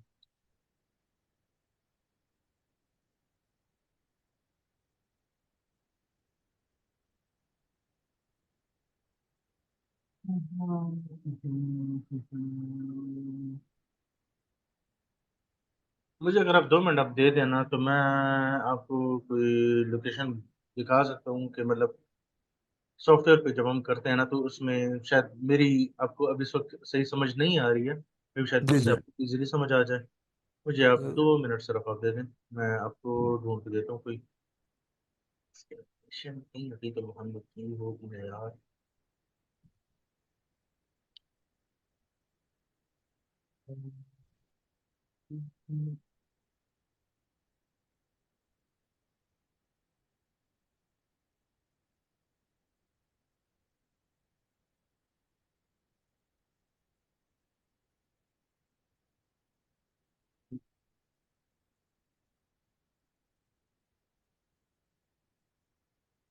यार ऐसे करते हैं ना, मैं पहले आपको यहाँ समझा देता हूँ, कल हमने वैसे भी आपको मैं प्रॉपर टैक्स रिटर्न पे ले जाऊंगा तो उधर भी मैं आपको दिखा देता हूँ।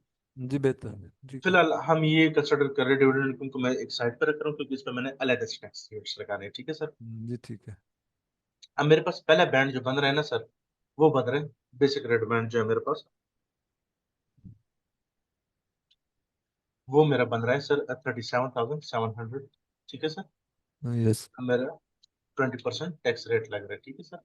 जी अब मेरी इनकम बाकी कितनी रह गई है सर?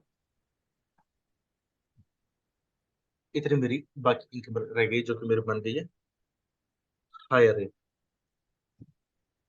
40%। अच्छा बाय द वे मैं क्या करूंगा, इसमें से 500 मैं और भी लेस करा लूंगा। क्यों? क्योंकि मैंने हमने इंटरेस्ट इनकम 5,000 ली है, जिसमें 500 मुझे एग्जाम 0% पे मेरी टैक्स होगी। ठीक है, 0% पे टैक्स मेरा लगेगा जो हमने यहाँ पे मैंने आपको ये बताया। First 500 interest income will be tax at 0% for higher in addition to tax payers. ठीक है, तो मेरे यहाँ पे जो डिविडेंड इनकम है इसमें से मैं 500 पाउंड कम कर लूंगा।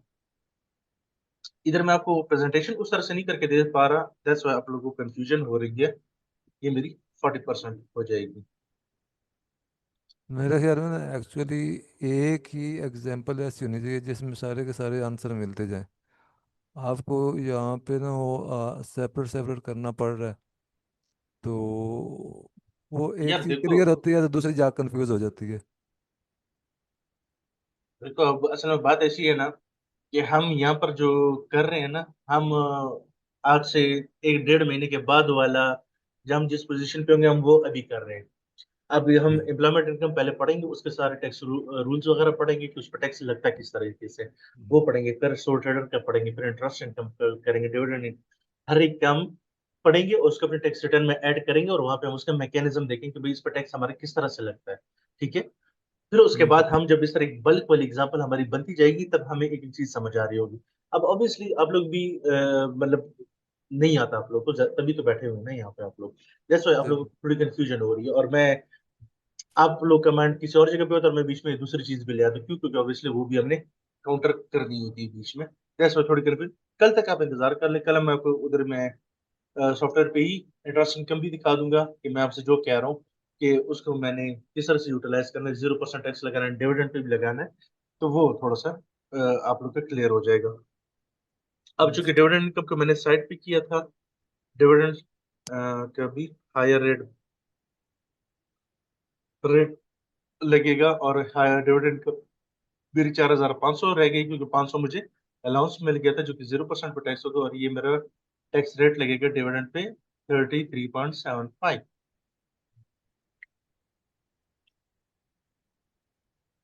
जिस पे 1,500 पाउंड मेरा ये टैक्स बनेगी। तो मेरी जो टोटल इनकम टैक्स लाइबिलिटी बनेगी वो मेरी बनेगी 9,950 पाउंड। तो आई नो इस पे ये जो इंटरेस्ट इनकम बीच में आ गई और डिविडेंड इनकम, ये थोड़ा सा आप लोगों को कंफ्यूज कर रही है। इसके लिए मैं आपसे कहूँ कि आप कल तक का इंतजार कर लें। कल आप लोगों को मैं जब एक्चुअल टैक्स रिटर्न पे लेकर जाऊंगा तो उधर आप लोग को ईजी हो जाएगी कि भाई असल मसला क्या आ रहा है हमारा। ठीक है जी। जी बेहतर। ठीक है। और किसी को अभी तक अगर कोई कंफ्यूजन है तो प्लीज आप पूछ सकते हैं।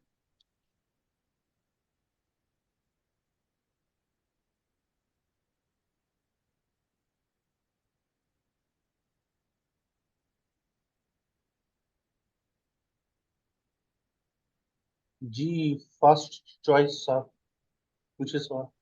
जी अस्सलाम वालेकुम सर। वालेकुम सलाम जी सर।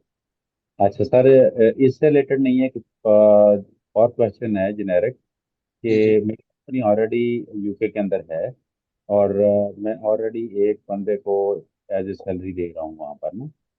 जी। तो मैं क्या ये कोर्स करने के बाद अपनी जो HMRC का पेरोल है ये खुद चला सकता हूँ, चलाने के काबिल हो जाऊंगा?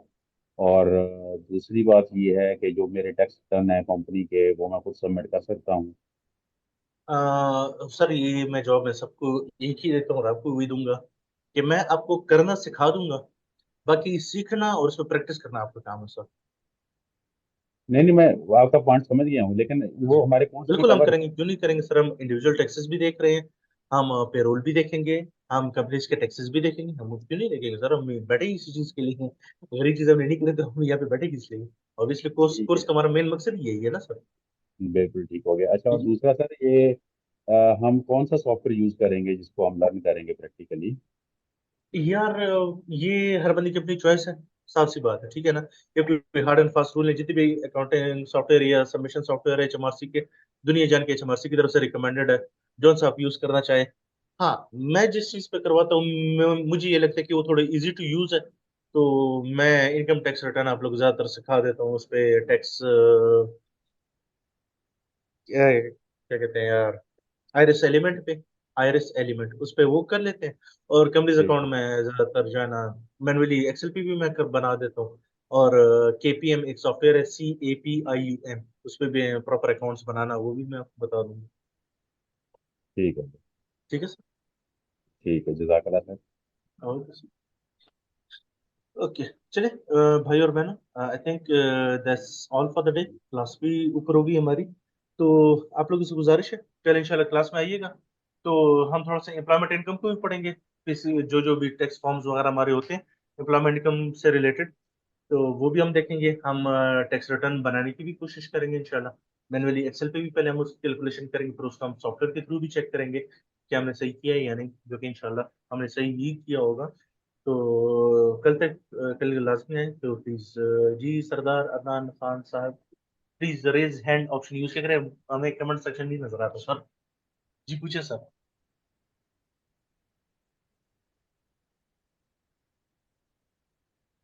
जी सरदार अदनान साहब, पूछे सवाल, माइक अनम्यूट करें प्लीज। अस्सलाम वालेकुम सर। वालेकुम सलाम जी सर। सर आपसे ये पूछना था कि जो ऑनलाइन सर्विसेज प्रोवाइड की जाती हैं फाइवर फ्रीलांसर पे या फाइवर पे, लाइक बजटिंग करना या उसके अलावा क्विक वर्क वगैरह पे काम करना, तो उस पे भी हम मतलब कुछ लर्निंग करेंगे या? अब देखिए, हम पढ़ रहे टैक्सेशन है, तो हमारा फोकस जी टैक्सेशन पे होगा। जाहिर बात है, बजटिंग शटलिंग ये थोड़ा स्कोप में नहीं है हमारे। हाँ, जी जीरो जी। पे मैं आपको जब अकाउंट्स वगैरह वीटी वगैरह हम करते हैं ना, तो वो मैं जीरो आपको नो हाउ करा दूंगा कि यार जीरो कैसे ऑपरेट होता है, किस तरह से हम काम करते हैं जीरो पे, तो वो मैं आपको जरूर करा दूंगा। ठीक है। लेकिन ये कि मेरे ख्याल से टैक्स टैक्स की सर्विसेज भी तो दी जाती है ना फाइवर हम्म। वगैरह पे, तो मतलब हम मतलब इस काबिल हो जाएंगे कि हम लाइक हमें इस चीज़ का आइडिया होगा कि हमने उनसे मतलब क्या क्या इन्फॉर्मेशन लेनी है, लाइक फॉर जी एग्जांपल एक बिल्कुल। पर्सन है या एक कंपनी है, या हम टैक्स सर्विसेज प्रोवाइड कर सकते हैं फाइवर पे इस तरह। इंशाल्लाह इंशाल्लाह ऐसा है? इंशाल्लाह। बिल्कुल। चलें ठीक, थैंक यू। Thank you.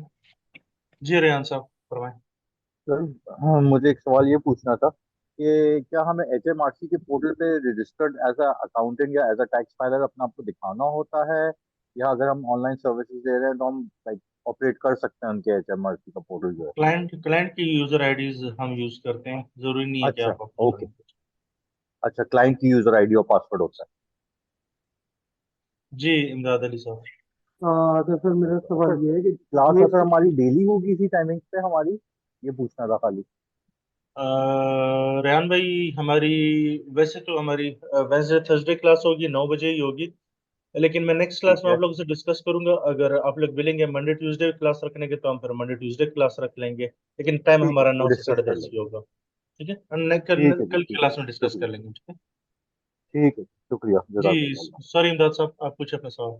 सवाल ये है कि सर जैसे यूएस में आपको पीटीएन नंबर लेना पड़ता है इमदाद भाई और थोड़ा सा आप माइक करीब कर लेंगे, तो आवाज स्लो आ रही है काफी। तो सर बताइए। जी जी प्लीज।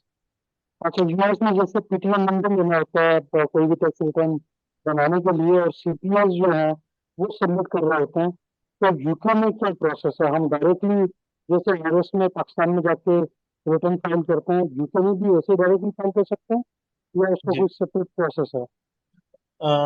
है तो तीन तरीके। एक तो पुराने जमाने वाला है कि बाय पोस्ट आप कर सकते हो, जो कि ऑब्वियसली आजकल कोई भी नहीं करता है।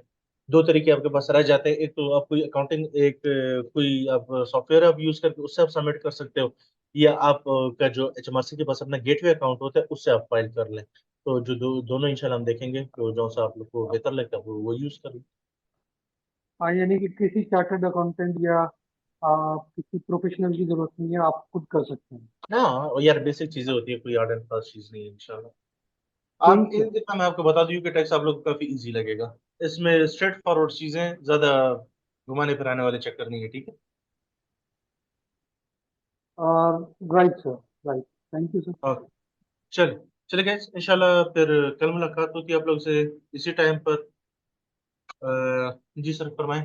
फास्ट चॉइस साहब प्लीज, नाम लिख लिया करें, अजीब लगता है। सॉरी सर, दोबारा आपको डिस्टर्ब कर रहा हूँ। सिर्फ एक ही चीज़ लास्ट ये पूछनी थी कि ये जो अकाउंटेंट जमा कराते हैं यूके के अंदर आपके अकाउंट्स, वो ज़्यादा रिकमेंडेड वे कौन सा है कि आप अपनी गेटवे आईडी दे के उससे अकाउंट सबमिट करवाएं, या उसको कहें कि वो अपने लॉगिन आईडी से आपके अकाउंट सबमिट कराएं, तो कौन सा बेस्ट है? और अगर आप देखिए, अगर आप अकाउंटेंट से काम कराए पर तो ऑब्वियसली वो एजेंट होना चाहिए। वो अपने क्रेडेंशियल्स यूज करेगा, ठीक है ना, आपकी नहीं यूज करेगा। अच्छा, मैंने अभी क्योंकि रिसेंटली अपने कंपनी के अकाउंट सबमिट कराने थे, तो उसने मेरी गेटवे आईडी यूज़ की है ना, तो मैं उससे उसको चेंज कर दूं या उसको कहूँ कि आप अपना लॉगिन आईडी यूज़ करें? मसला कोई नहीं है, लेकिन अगर वो अकाउंटेंट है तो उसको चाहिए कि वो अपने क्रेडेंशियल्स यूज करे, वो एज एन एजेंट अपॉइंट हो आपके लिए। उसके लिए उसको ये करना पड़ेगा कॉरपोरेशन टैक्स के लिए कि वो अपने पोर्टल पे जाता है, उधर आपको ऐड करेगा आपकी कंपनी को एज ए कॉरपोरेशन टैक्स के लिए। कंपनी HMRC आपको एक लेटर भेजेगी जिसमें ऑथेंटिकेशन कोड होगा। वो कोड आप अपने अकाउंटेंट को भेजोगे, वो अपने गेटवे पे जाकर आपकी रिक्वेस्ट पेंडिंग शो हो रही है, वहाँ पे वो कोड डालेगा, तब वो जाके ऑथराइज होगा। उसने इम्पोर्टेंट। उससे शायद इतनी मेहनत नहीं हो रही होगी, दैट्स व्हाई उसने आपसे आपका क्रेडेंशियल्स लिए।